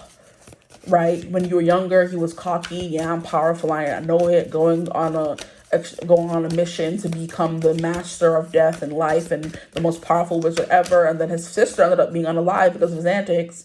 And then he never forgave himself because of that drastic thing. And that's kind of what this was saying. Sometimes you will break until you bloom. Or when you bloom, what the heck did it say? Break before you bloom. So he had to break in that way of not knowing who, unalive the sister, that kind of thing. And then he bloomed into this wise, sometimes wise man that we knew as Dumbledore, Albus Dumbledore. Here we have 7 of Swords in reverse, and then we have the 7 of Wands. We have 2 7s so far, 7, 7. Interesting. Okay. So the 8 of Swords in reverse, we kind of went over that already, where you kind of keep yourself trapped. But the 8 of Swords upright is when you keep yourself trapped. Maybe the 8 of Swords in reverse is someone who wants to free themselves from this from being stuck, being trapped, but the anxiety or the thought of you losing control doesn't. You keep yourself in a tight rein, which is why you end up maybe giving more than you should, or giving more of yourself than you take from others, because you know what your inner desires want and you don't want to let them loose, child. Because once the animals let loose, it's hard to rein it in, okay? Then we have the 8 of Wands for your ego. Your ego, like I said, but it comes out in little bits and pieces, because we have the 8 of Wands here, which is an energy of just like go, go, go, go, go kind of thing, where you overtake something really quickly, unexpected, fast, quick, and in a hurry kind of energy, something's coming in hot, that kind of thing. Maybe you're someone who's quite fast. Maybe you move fast, you talk fast, you work fast, that kind of thing. And then we have the 7 of Wands, which is someone always being on the defense or keeping boundaries around themselves. And that could be in relationships, or it could just be, like I said, in general with life. Because if you do too much and take too much and drink too much, you'll lose control. Okay, and you don't want to do that. Either way, you're a very passionate individual, because the 8 of Wands, being 8 wands coming at you fast, is like you're either, like I said, very fast, or you go after what you want. You have a lot of passions in life. That's how you quell this constant need, What is it giving? It's kind of giving like a black hole. No matter how much you feed it, it still wants more. Yeah. Is there like there's like an animal. Was it from the Harry Potter series where like no matter how much you feed it or fed it, it was always like hungry, I want more? It could have been the basilisk. I'm not 100% sure, but that's what the Eight of Wands is giving, where you keep yourself busy. You do a lot of things to distract you, you know, but you're a very passionate person. Your ego is very passionate, okay? You want to do things. You want. So that's a little bit of your inner desires being shown or let loose a little bit in the physical, I guess, 3D, your ego. And then we have the Seven of Swords in reverse. There could be something here about you being... The Eight of Wands can represent promiscuity, especially because we have 7 and 8 Wands coming out. Like I said, very passionate person. You are kind of giving me your ego is giving... How can I describe it? Wham, bam, thank you, ma'am. Non-committal kind of energy. Because the Seven of Wands is... The Eight of Wands is going after something, chasing something, pursuing something, getting something. You know, wham, bam, wham, bam, bam. And then leaving after that because these guards won't let you fully let yourself free or let yourself go. So in relationships, you only let your people have you to a certain extent. You won't let it go further than that, you know? And it's because you probably know why it is, because you just want, all consuming kind of love. Or you could be scared to fully let loose. I don't know, but I think it's giving you hold yourself back from other people because you're scared of what it will be like to fully let yourself be seen. Because someone could reject you for wanting these things, your inner desires. So it's kind of like, I keep them at arm's length so they can't get too close and judge me for what I want. You know? That could be something coming through, your ego. And then the Seven of Swords, I don't know, it's giving me transparency. This is what was making me think of like, wham, bam, thank you, ma'am. It's like you tell them straight up, I don't want anything serious. We're just going to be having a fling and then you're leaving, or I'm not going to stay long, whatever. And that's you trying to protect yourself, okay? That's what I'm getting. It could be wrong, it could not be, but I'm gonna go with it, okay? I gotta follow my intuition. Whatever comes through in the reading usually resonates. So if that part doesn't resonate with you, then it may not be for you, okay? Let me breathe. Maybe you talk too fast, child. You're an athlete or something. You have like a lot of energy, pent up aggression or passion. Maybe that could be a thing as well. You have all this passion put away. You have to let it out somehow. But it doesn't always mean you want something serious, but you just want to get your rocks off, you know? And you're transparent with someone about that. This is not anything serious. I just need to release some steam real quick. Okay, let's keep going and get some cards from this deck. Please, Spirit, for my group twos. What do they show the world? Who do they show the world? So you do show the world your passionate side. You do also keep a part of you held back. The Seven of Swords in the reverse is you being a little bit honest, right? But still being sneaky. So it's like being, what is it? White lies. Little white lies is coming through. I'm seeing you see through my something pretty little fears. Is that a song coming through? Pretty Little Fears. So you dress your fears up and make them sound pretty, but they're actually fears. They scare you. Here we have Growing Pains. Oh my. It says healing, patience, and the unconscious. Yeah, so you think about your unconscious thoughts quite a lot. You could be someone who is quite privy to their unconscious thoughts and desires, which I feel like we kind of all are. But there's something about you thinking about them in your waking moments, in your waking hours, I guess we can say, that most people don't. Other people's fears aren't so...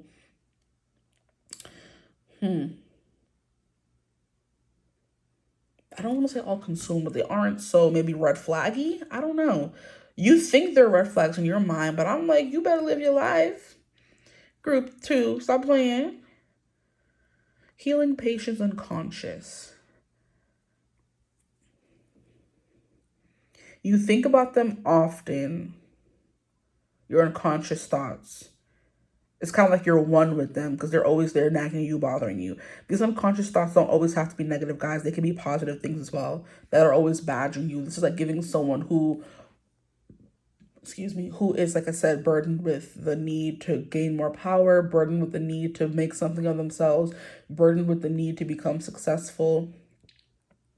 That kind of thing could be coming through, burdened with the need to write, to create. And that's something that can be all consuming, because when you're sleeping, you have a dream, you have to wake up and type out the stuff before you forget it. That can be quite stressful, but your ego's kind of like, go, go, go, go, go. You know, your mind never stops is what I'm getting as well. And then we have the mind. That's funny. Your mind never stops. And then we have the mind. Okay. The mind. Give to the mind and it gives back. So it says inspiration, mood, and cycle. Some of you could be coming from group 1. If not, maybe you felt called to group 1. Okay. Inspiration, mood, cycle. With the moon that was coming through in this card here, there is something quite moody about you. Something mysterious, something dark. Okay. And we have another card that's showing just bare boobies. That could also be something you think about a lot. Like I said, doing the do with someone or getting your rocks off.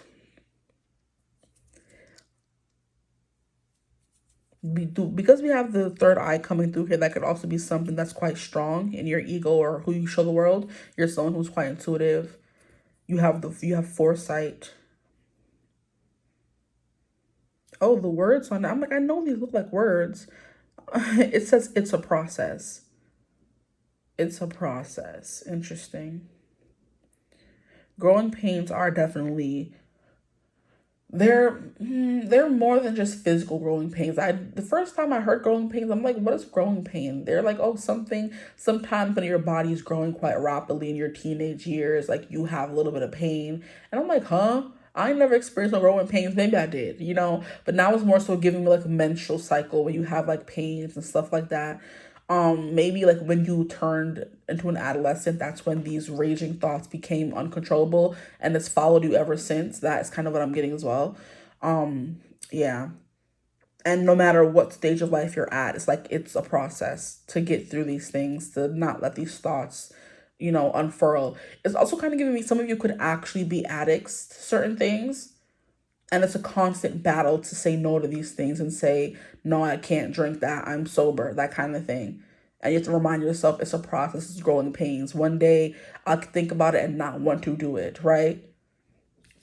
Interesting. Okay, can I get one more card, please, for the ego? The ego.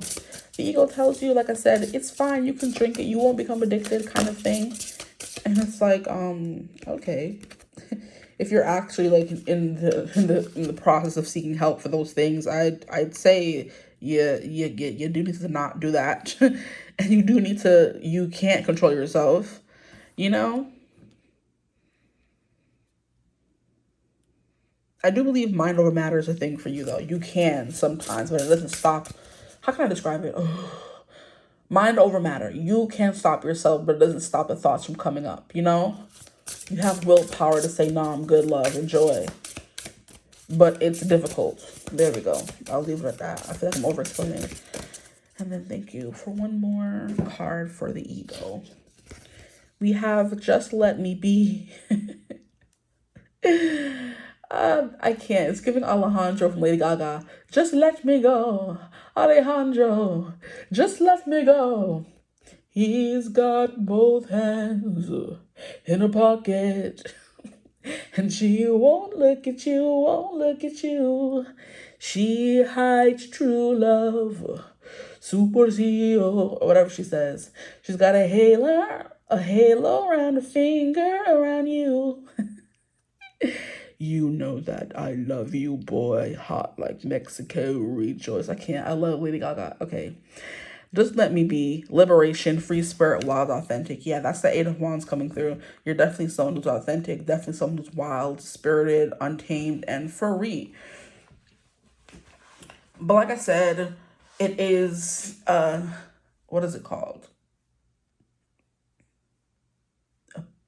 No. Blah, blah, blah, blah. Not Baymax coming through. It's a balancing act. Yeah, that's what I'm looking for. It's a balancing act, okay? Not being too free, young, wild, and free, because then you get judged for it and stuff like that. Or maybe to keep it balanced, you give a little and then take a little, or you let the beast out for a little bit and then you restrain yourself, kind of thing afterwards. That's the 6 of Pentacles kind of coming through. Oh boy. Stop. Why do songs keep coming through? Music could be important for you. Because I just said, oh boy. And it's giving Man Child by Sabrina Carpenter. Some of you could be men children, I don't freaking know. Yeah. Because at the beginning of the song, she's like, oh boy. And then she gets into the song, okay? But I'm gonna leave your reading right here. Maybe some of you are known for being a little bit more immature. Who knows? That's your ego talking, though. But yeah, I hope this reading resonated. If it did, feel free to like, comment, subscribe, join the tribe. We'd love to have you. If you would ever like to book a personal reading with me, you could always do so using my email in the description box below. But like I said, I think I said like, comment, subscribe, hype the video if you feel called to do so. And as always, I will see you gorgeous people in the next one. Mwah. Bye. Hello, my gorgeous group 3s. Welcome to your reading. We're going to get right into today's reading. And if you can tell by the title, or if you couldn't tell by the title, I guess I should say, today's reading is going to be about your id versus your ego. So your instinctual unconscious desires, who you are on the inside, versus your ego, who you show the world and who you are on the outside, okay? This reading, I'm so interested in it. I don't know why. It just came to me and I'm like, oh, this is so good. It's such a good idea. I've never seen another reader do it, so let's get into it. But there's so many readers on YouTube. I definitely haven't seen every reader there is to be on YouTube, so maybe someone did do it. Okay, maybe you second guess yourself. That's already your inner desires. You second guess yourself or who you are on the inside. So I'm like, even if someone else did it, I haven't seen it on YouTube, so that's it, period. Like, excuse me? Anyway, let's get into it. Can you tap me into my group 3's id? Who are they on the inside? What are their instinctual, unconscious desires, please, Spirit? Let us know all the tea. Maybe, yeah, someone's a little more unsure, shy, quiet is the kind of vibe coming through. Your inner desires, guys. Okay? You can, excuse me, you can be the loudest person in the room. You know, that's who you show the world. That's your outer self. Your inner self is quite reserved. You could have a hard time asking for what you want. Or maybe you just have I don't want to say you don't know yourself, but you don't know your inner desires that well, so they come out more quiet, you know? Your outer self, your ego could be quite loud. Some people's egos are very loud. And your inner desires are like a little more quiet. You can't really hear them. You have to listen quite closely when it comes to your inner desires, because the rest of you is just too loud sometimes. You don't know what your inner desires are. You have to, you don't know who your unconscious is. You haven't met them personally. Maybe you're never quiet enough to hear them. Okay. The first card we have is a Page of Swords in reverse. Yeah, quiet, maybe a little reserved, maybe scared to ask questions, scared to be called wrong or incompetent is the kind of energy. I don't want to say dumb. That sounded a little ridiculous, but maybe sometimes you don't ask questions. You don't want to know who your inner self is because you're scared to find out who it is. But I'm here to let you know, group 3. Okay, Spirit, let's get into it. Or just in general, your inner self is quite quiet, Who you are on the inside when no one else is around. Maybe you put on a show for people, your outer self, but your inner self is quiet, Cutesy. Here we have the 8 of Swords in reverse. Interesting. The messages are not coming through as clear as they were for group 1 or 2. That's for sure. It could be because the cards are not meant to be in reverse. That happens to me sometimes when they're in reverse and I'm not getting any messages. They're not meant to be in reverse. Because when I usually get reverse cards, the message comes through quite loud and clear. So let's see. Let's keep going. My group 3's inner desires. Please, Spirit, what are their inner desires? Who are they on the inside? We have the Magician. Why am I hearing that song from freaking, tell me something, boy. Aren't you tired trying to fill that void? Or do you need more? Ain't it hard keeping it so hardcore? I'm falling. In all the good times, I find myself longing for change. And in the bad times, I feel myself. I'm up the trees, man. Watch as I dive in. We have the Five of Swords. Yeah, your inner desires are quite confused, aren't they? Confuzzled, muted. All these reverse cards, and the card that comes up upright is the confusion, Five of Swords, or the noisy, always arguing, bickering. Very interesting. Yeah. What was she saying in the song? I was too busy singing that. I wasn't listening to the lyrics. That could be a thing that I was talking about with you. You're too busy talking that you don't hush enough to listen. That's funny. That's coming through again. But I just be talking sometimes and the messages come through. But okay, focus, please. Okay, thank you. Maybe you have a hard time focusing. That's why this Five of Swords, like kind of like fuzzy. It's like giving static. You know, where you turn on the radio station, it's kind of like, and you kind of hear the words coming from the radio station, but they're not clear because he's like overtaking it. That's kind of what I'm hearing right now. So that's definitely what's coming through. It's like you don't really know them, or they're like hard to reach is what I'm getting. So you keep it deep inside, you know, your inner self. Okay, I feel like I want to stretch. Like it's been a long time since it's been activated. Just so you know. Okay. Don't mind me. But what was she saying in the song for real? Tell me something, boy. Aren't you tired trying to fill that void, or do you need more? Ain't it hard keeping it so hardcore? So that's what she's saying. And if you do think about this song from the movie This A Star Is Born, it's like about a tortured artist who like struggles with mental health issues but doesn't tell anyone about it until never, you know, until Lady Gaga's character comes in and sees his struggle every day. You know, she thinks she's falling in love with this world famous singer, rock star, and then she sees the drinking and the nightmares and all this stuff. She's kind of like, dang, boy, like, what's up with you? And then he sings that other song in the movie where it's kind of like, maybe it's time to let the old ways die. It takes a lot to change a man. Yeah, it takes a lot to try. Maybe it's time to let the old ways die. And he's like, I'm glad I can't go back to where I came from. A Star is Born is important for somebody here. Go watch the movie. I shouldn't even recommend it. That movie is so rude. I shouldn't recommend that. If you want to watch the movie, go watch the movie. A trigger warning in all capital letters, okay? Brighter than the brightest sign in Las Vegas. It's not cute, but it's a movie. You know, I love it. But, I never watched it again after the first time. I just can't. It triggered me. Okay, anywho. Yeah, I don't know why I can't get into the energy. I just keep all over the place kind of stuff. Okay. Focus, guys. Spirit. Come on now. Stop playing in our faces. Page of Swords in reverse. We kind of already went over that, where things are kind of muted, quiet, unsure. The Page of Swords upright is already an energy of being unsure. It's the energy of being, you know, new at something and experience. But it coming out in reverse is kind of like not even worse. That's a dramatic way to put it. But it's like even more unsure of yourself. You really just don't know what to do, where to go. So your inner desires, your inner subconscious, who you are on the inside is very unsure. You want to ask a question, you want to do something, but you don't know where to start, where to go, that kind of thing. Inexperience could definitely be a thing.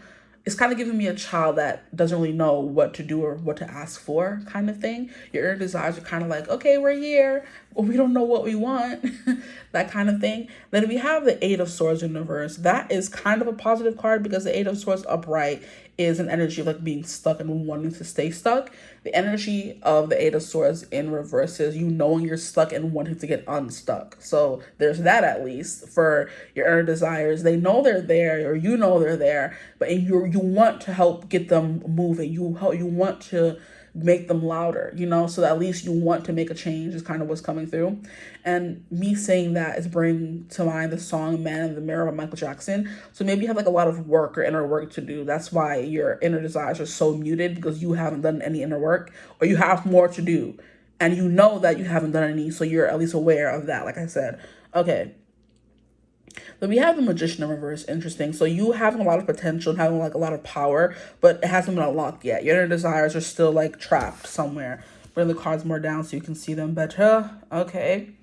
But yeah, that's absolutely what I'm getting for your inner desires. They're kind of unsure what they want, but they want to be inquisitive. They want to know stuff. They want to ask questions. They want to have the courage to get up and ask. You know, it's kind of like giving me, oh yeah, I'm sure we all have this experience, right? Where we're in a class and the teacher is explaining something and they ask, we all understand, right? We all get it. We all get it. And they like give a few examples and then they ask, so we all understand? Good, good, good. And instead of being the one kid that will look doofy if you put your hand up and ask, no, I don't understand. Can you explain a little bit more? You don't say anything. And you keep going throughout class not knowing anything. But it's the peer pressure of having to raise your hand in front of everyone else who seems to have gotten it. I'm sure there's a majority of the class that doesn't know anything, but no one wants to be the person to raise their hand and say, I don't understand what you just said. I don't understand the problem. Can you break it down a little bit more? No one has the courage to do that. And you are one of those people. And you know, so you go through class, you go through life, you go through school not really knowing that one lesson because you didn't want to raise your hand and ask. That's the kind of energy that I'm getting here. A student who doesn't want to or doesn't know how to ask a question or is scared to, right? It's also giving me when I'm not working and I do my part-time job at the dance classes, there are people who are struggling throughout class and I'm a host there. So I'm watching the class, I'm taking notes, I'm doing stuff, you know, and then the instructor is teaching the class and I'm on the sidelines and I see them struggling and I see them not wanting to ask a question. They don't want to look like inexperienced imbeciles or baboons, buffoons, whatever you want to call it, like all those extreme words, just to say they're scared of looking like they don't know what they're doing in front of all these other people who seem to know what they're doing. Emphasis on the seem to know what they're doing, and I'm seeing 1111 right now. That's my confirmation. So it's kind of giving that kind of energy. Your inner desires are like unsure, a little timid. I meant to say shy and timid, but timid is a perfect word, right? Both. Okay, it's kind of giving that energy where you're scared to say, hey, I need help, right? I need you to pay extra special attention to me. Your inner desires are scared to be like, hey, yo, ego, I need attention too. All your attention goes to your ego is kind of what I'm getting here. So I hope that resonates for somebody because I was expecting this, y'all. Okay. And then we have the Five of Swords where there's something here about bickering, back and forth, confusion, because this person is saying one thing and another person is saying one thing. Yeah, there's confusion between, I feel like, or disconnect between your ego and your inner desire, your id. Okay. And it's leading to some kind of like, you know, stalemate. Because this person's sitting here like, oh, I guess I lost. And the other two people are walking away from them and they like really can't say much because the fight is over, right? Supposedly. So once the class is done, once the fight is over, you don't want to bring it up again and again and again. But yes, you do. Until everything is resolved, yes, you do. Or you have to move forward and be like, hey, yo, my needs aren't being met. I gotta go. Period. Right? You're not going to stay in a connection where you're telling this person every day, like, hey, I don't feel comfortable. Like, I'm not feeling seen. Like, that doesn't make me feel comfortable. And I told you that 11 times, and you're still doing it. Obviously, you don't give a rat's behind about me, so I'm going to head out. That's how your inner desires are feeling. Like, hey, ego, I've been telling you. I've been like, I don't feel comfortable. Have you guys seen Pitch Perfect? Have y'all seen Pitch Perfect where there's the Asian girl in the dang movie and she just whispers everything really fast and no one understands what she's saying? And people are like, huh? And instead of listening or asking her to repeat herself, people just ignore her and like brush it off and say, yeah, she's just being weird. And I'm like, can we figure out what the girl is saying? Like, come on. I want to know. Shoot. But that's kind of what I'm getting, where she just whispers things really fast and mischievous, like, we're all like, huh? What did you just say? And then she just like, laughs and like just ignores what people like. I'm like, girl, stop playing in my face, right? That kind of energy is coming through. Your whispering, your inner desires are kind of like, hey, ego, like, you know, if it would be nice if you like, you know, gave me some attention, da da da. And your ego's like too busy talking to someone else in the room that they didn't even bother to turn around and listen to their inner desires to hear what they were even saying, right? So they feel like underappreciated, undervalued. That could be what your inner desire feel, who you are on the inside. You feel underappreciated and undervalued, even though your outer ego, I feel like I'm getting more about your dang ego. We're not even on that section. Like, what the heck? Ego move. Y'all need to get us together. Like, I'm like, can we focus on your id? Can we focus on that? I keep getting your ego, your ego, ego. We haven't even gotten to that portion yet. Can we relax? Dick. Okay. Shoot. I'm like, ego, it's not all about you. Move. But yeah, it's like the ego is in the side of the room, not really listening to your inner desires, and they just feel unheard and unseen and unloved. And they're kind of like, okay, we've reached this Five of Swords energy where nobody wins. You know what I mean? Because, of course, you are you. This is about you and your inner desire and your ego. So it's like if your inner desires aren't being heard, nobody wins. Even though your ego thinks it's winning, it's not. Because we're all supposed to be here, coexisting, peacefully, and we're not. Because I don't feel seen or heard. Shoot. Anywho, let's move on. I hope I spent enough time on this section. I'm still going to pull some oracle cards, so don't fret my pet. I do want to shuffle these really quickly.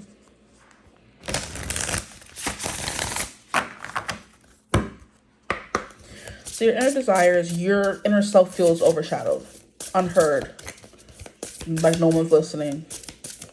I'm listening, guys. Tell me your inner desires in the comments. Here we have the flower child. Yeah, not too sensitive. You're too sweet. Your inner desires are not gonna come out and cuss somebody out, grab them by the scruff of their neck and say, hey, I said something, I'm talking here. Okay? Anywho, the flower child says, I hope that over everyone else, you learn to make yourself proud. Oh, that's so sweet. And then it says momentum, creativity, action. Exactly. Your inner desires are trying to find the courage to make themselves heard. It's kind of what I'm getting.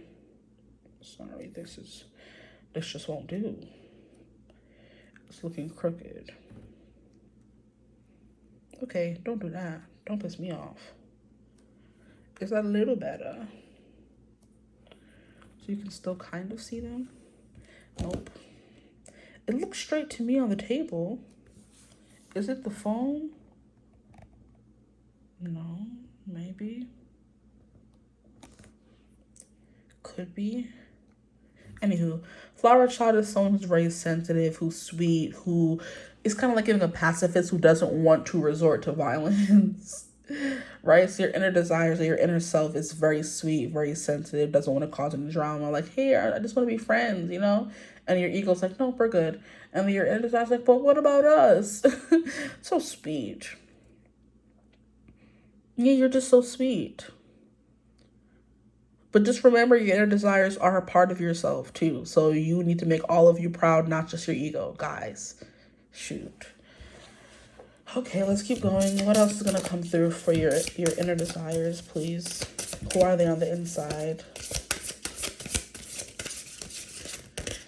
I'm trying to... You know what this is giving me? Sorry to, pivot again. But it's giving me, Harry Potter, the end of Harry Potter, where... I think it's Harry. Yeah, Harry was Kdrama by Voldemort, and he ends up being in his head, and then he's like at Crisscross Station. Stop. Oh my gosh, what is the name of that station? You know the name of the station where 9 3/4 be at, right? Is it something King's Cross? I think it's King's Cross Station, and I think he meets Dumbledore there, and they walk towards a really small, quivering, minuscule looking Voldemort, who's like huddled in a ball, shivering, cold, naked. That's kind of what I'm getting of your inner desires. They're just sitting there like, cowering in on themselves. Like, Voldemort just needed love. He was someone who never was able to experience it. It wasn't his fault. He was conceived under a love potion. He was never able to feel that kind of love. So your inner desires don't feel love, guys. I'm going to try to fix that pronto. Thank you. But yeah, I'm getting the image of the cowering Voldemort in King Cross Station after Harry is unalived and he's able to give him the choice to come back, at the end of the movie. So here we have the Awakened Dead. What the heck? Guys, I'm screaming. I'm sitting here talking about the Harry Potter freaking over and he's like, he's given the option to come back.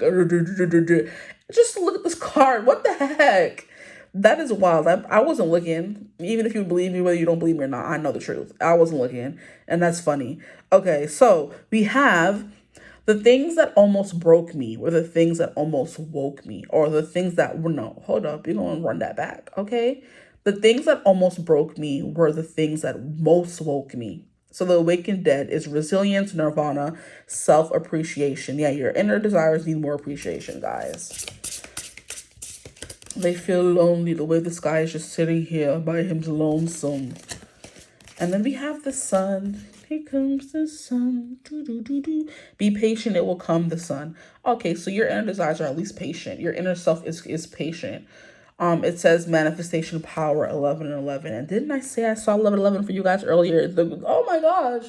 The synchronicities are going crazy in this one. Oh no. Okay. So maybe now, for now, they feel like, muted, quieted, unappreciated, but it may not be forever, because you could be someone who's or in the process, or on the way to awakening more, to healing your inner self, that kind of thing. So for now, it's quiet, unsure, sad, lonely, withering away. But eventually, the things that almost broke it are going to be the things that make it the most strong, So when it does finally become strong and empowered and is able to ask those questions and be fearless, it's going to be unstoppable, right? Period. I love that. Okay. But the sun is like, it's just very sweet. With flower, child, and sun, it's giving hippie. Your inner child is giving, we come in peace, we're a pacifist, we just believe, we're smelling like patchouli and BO, we believe in like living all together in peace and harmony and taking care of everyone and, living off the earth kind of thing. Like your inner desires don't want no smoke. They're very like, pacifist. It's giving, Aang from Avatar The Last Airbender, where he's kind of like, I refuse to unalive somebody. I'm gonna find a way not to have to do that. And their inner desires are saying the same thing. Like, I don't want to unalive our ego. That's a part of us. We still love it, even if it doesn't love us. We're gonna find a way to dismember it. We're gonna find a way to disable it without having to unalive it. And Aang, just in case you haven't watched the show, good news, he was able to disable the Fire Lord without unaliving him. He ended up living a very probably lonely, sad existence, locked away in a cage, but at least he was alive, right? Oh, I cracked myself up. So you guys haven't experienced an ego death yet, but at the end of this ego death, your ego is going to be locked up in that cage like Fire Lord Ozai with no firebending skills. You're alive, right? You're here. You should be glad you're even that, okay? Because I could have unalived you, is what your inner desires are going to say. And hey, we're here to stay. Period. Period up. Okay. Leave it at that. We're moving on now. They're like, oh, you think that we're meek and we're this. We have, like I said, we're the magician. We have the power. We just haven't turned it on yet. We're getting there. The more power you give it, the more you allow your inner self to shine through, the more powerful it will get, right?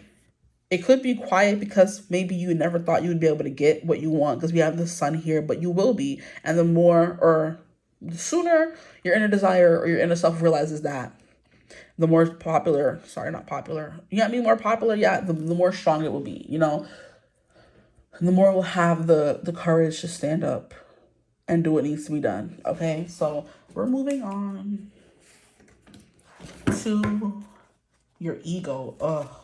I feel like you've had enough shine this reading.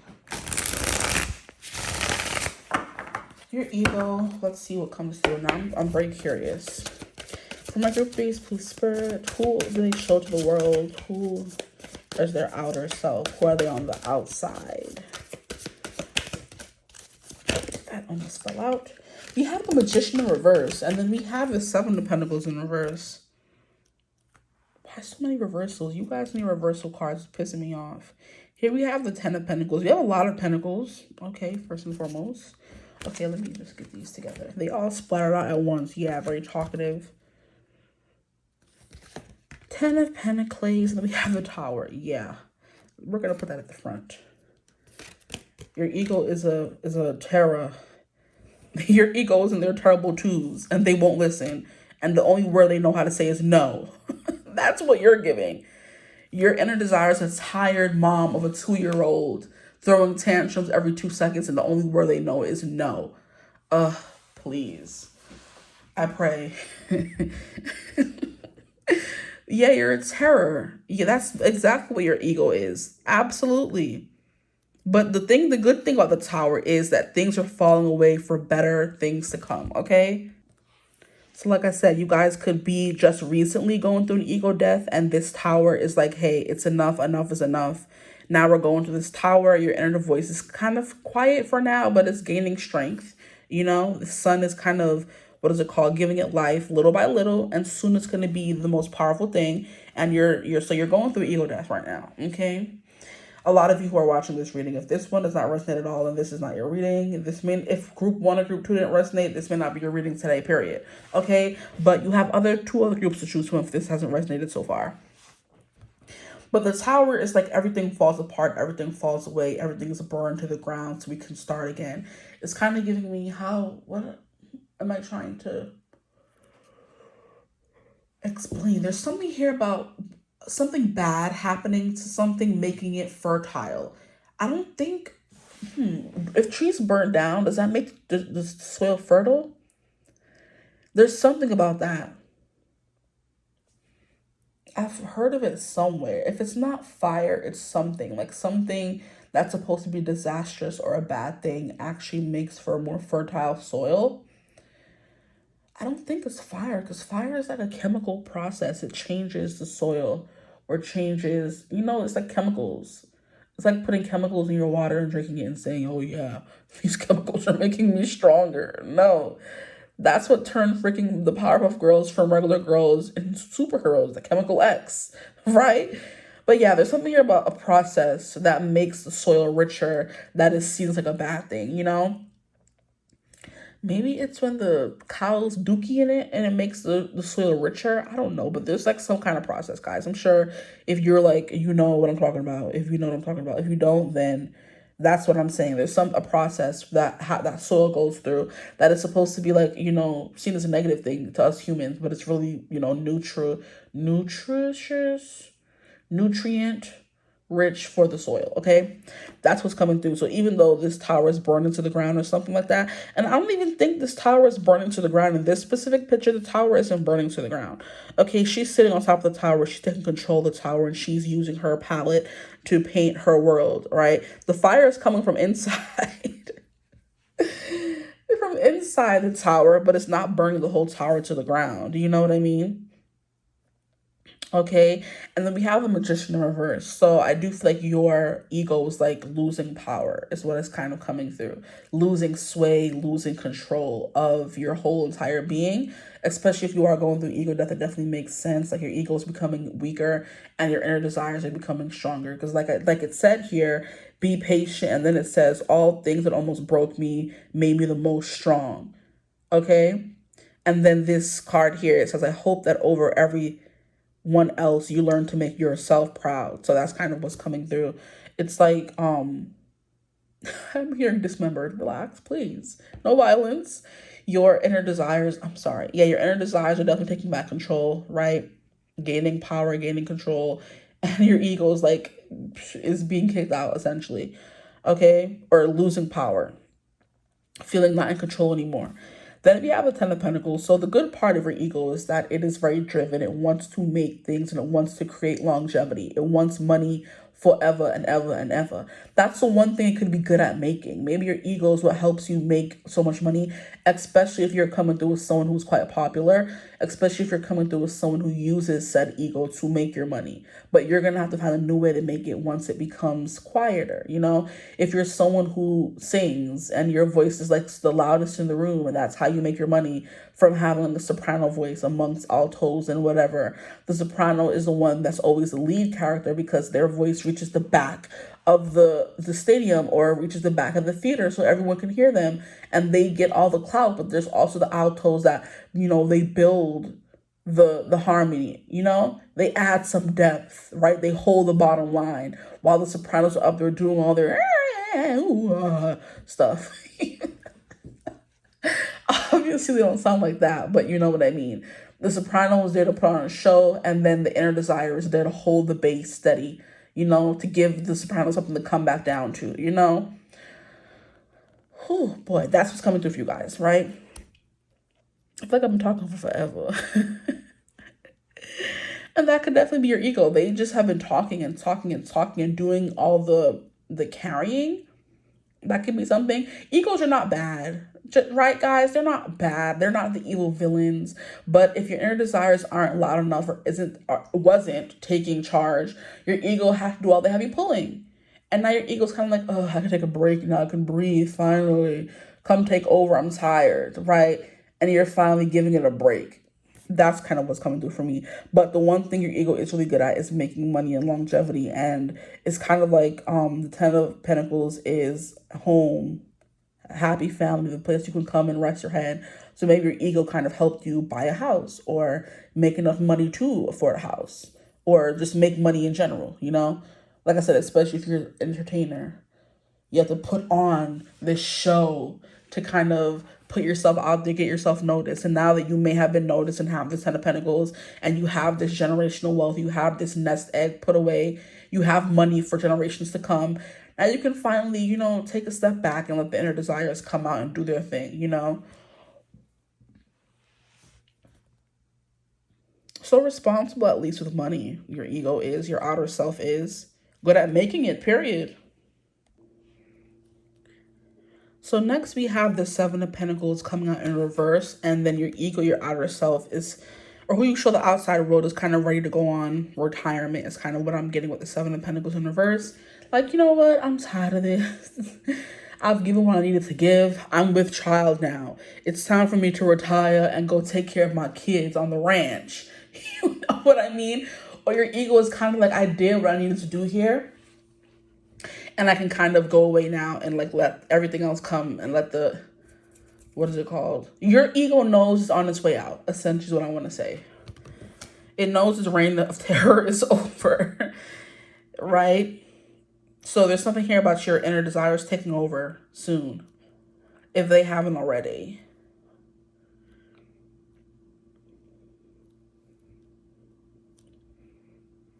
Coming out to play. I'm hearing Come Out and Play by Billie Eilish. What is the bottom of the deck? At the bottom of the deck, we have the Judgment card in reverse. I can't make this stuff up. The Judgment card in reverse and the Strength in reverse. It's kind of like we can be soft now.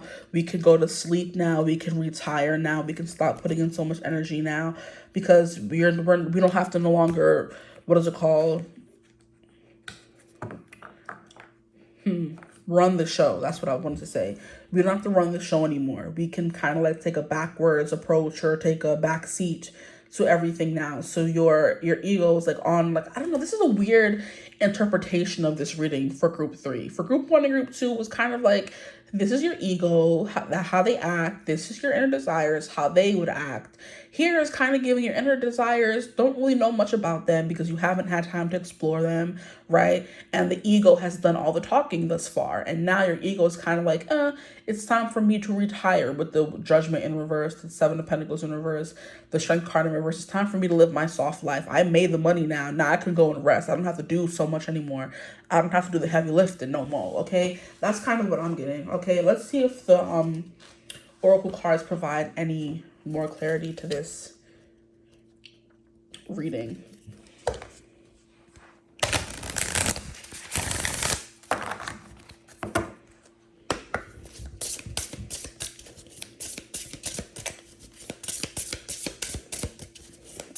Why am I giving the example or being told to use the example of like the election that's going on in New York City right now, where we have essentially two Democratic, not Republicans, relax.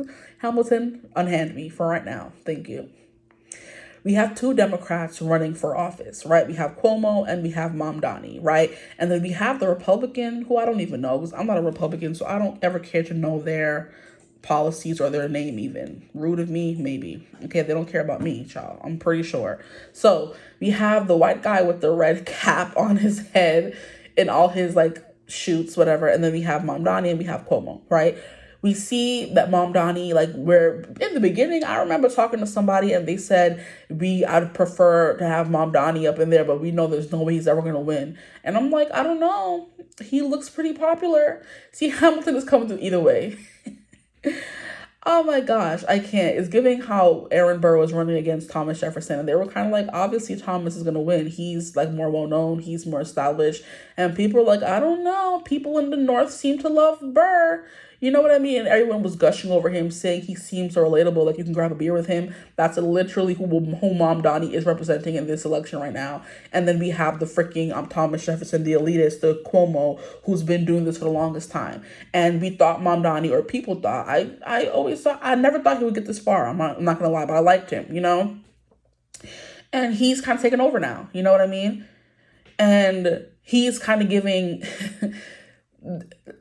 a new perspective on what we want the political office to be. We want it to be all about socialism and for the people and, you know, low or affordable housing, which I'm excited for if he does win and if he does follow through, because these politicians are snakes and slimy. You know what I mean? It doesn't matter how they come off. They be saying all this stuff and tooting, you know, putting on a big show. But when it comes to actually doing it, we shall see, right? But it's kind of like, that's the comparison I'm getting, how we have two potential, you know, people, but then we have the ego, which would be Cuomo. Then we have the inner desire, which would be Mamdani, the underdog, that is kind of like coming and overtaking the Cuomo now, because we thought, oh, Cuomo would be a shoo-in. He's going to win. He's been the governor of New York before. Blah, blah, blah, blah. He has the strength to fight against Trump and so and so and so. And he has this much power and all this knowledge. And we're kind of like, well, I don't know. Mom Donnie's chances look pretty good. It's still up in the air. We still don't know. But it's like where we thought he was never going to win, inner desire. He was inconsequential. Now he's causing a big stir. Everyone likes him, you know? That's kind of what's coming through here. If that's a better way to explain, I hope it was. And that was fast. How many are these? 4. I don't want 4. Okay, we'll take them. So we have Sweet Oblivion. I'm hearing that song by Oblivion by Labyrinth, okay? Here we have It's Okay, I don't know what I'm doing either. This is the cutest thing. Your ego's like, you know what? Yeah, I'm ready to take that break, that vacation I've been meaning to take my whole life. That kind of thing. So it's going on the back burner. Your ego, you're going through ego death for sure. Good for you guys. Hope it goes well for you. But it says uncertainty, fate, and humor. It doesn't know what it's going or what it's doing, but it just knows that it's time to go now. It can sit in this coffee and have like a nice bubble bath, you know? The next one we have is harmony. So definitely integrating itself into the inner desire. So whether it's more balanced and no one is more strong than the other, you know? They both have a say, right? Which is the democracy, you know? We have harmony, ease, inner child, and softness. How cute. It says, may sweet and soft things find you. Yeah, your ego is tired. Like I said, they're going in retirement and they're happy that your inner desires are finally taking over, because they said, we've been doing all the heavy lifting. It's time for you to come pull some weight. We wasn't giving you the time of day because you weren't showing us you were worthy of it. Now that you're fighting back, let's go. You know what I mean? Now you're a worthy opponent. Now you can take over my job. Now I know that I got you ready for this position. This is funny. They're acting like real people, you know, your ego and your id, you know? Then we have blessings and curses, psyche, self-love, and beauty. So time to take care of me. Your ego's like, you know what? I've been taking care of us. Now I just want to focus on myself, okay? It says, do not be ashamed, not of your thorns or of your flowers. Why is this so fitting? These cards are scarily accurate. Jesus Christ. Like, based on what we've been saying the whole time, they're coming out to confirm everything. Like, dang. You know what I mean? How your ego was doing some stuff and it was making your desires like, you're inconsequential. You're not really doing much. And they're kind of like, yeah, we're thorny, but we're not going to be ashamed of our thorns nor of our flowers. And where's you guys getting flower child over here? So like they're kind of one and the same actually, but one was doing more heavy lifting than the other, right? Or not one and the same, but they're co-workers in the same company, but one was more successful than the other. One was more popular. And then we have the past. It's becoming a thing of the past. I'm getting a lot of new cards now that I'm using this deck more. It's a very beautiful deck. It is the Magical Spirit Oracle. But we have the past. It says releasing, rebirth, spring, judgment, spring, relishing in the beauty and no longer having to do so much work, right? Being awakened. Anywho, it says, and so I listened as my soul told me, your soul, your inner desires, that could be that too, to let the past go so that I may awaken. to how much I have grown. So, oh yeah, you're going through a growth, you're going through a death, you're going through a rebirth, your ego is becoming less jaded, less selfish, right? And it's like learning how to accept others. You know, that could be something you've been doing in life right now. You're becoming less shaded. You're being more open to the fact that other people have a say. It's not just about you. You know what I mean? It's kind of like giving survival of the fittest, for sure. Your ego, who you are on the outside road, is like, it's just about me. I'm here to survive. I'm making money for myself. I'm not worried about nobody else. And your inner desires are kind of like, but we kind of wanna. And your ego's like, no. You know, but we want to care about the people. No. And it was just about you. Now that you got your 10 of Pentacles, you're kind of like, you know what? Maybe I can be a little nicer. You know what I mean? This is so cute. But yeah, all these things you're definitely going to be staying in your past. It's like you're growing. How beautiful. Not you are growing, you have grown, because they said it right here. To how much I have grown. Oh, this is gorgeous. Brava. I just want to clap. Standing ovation. Okay. I think that's about it, though. I don't think anything else is really coming through for you guys. I've been repeating myself for a good minute now. So I think all the messages are, you know, they've been given. So I'm going to leave your reading right here. I hope it resonated. If it did, feel free to like, comment, and subscribe. Join the tribe. We'd love to have you. If you would ever like to book a personal reading with me, you could always do so using my email in the description box below. Make sure to hype the video if you haven't already, if you have any more hypes left. And as always, I will see you gorgeous people in the next one. Mwah.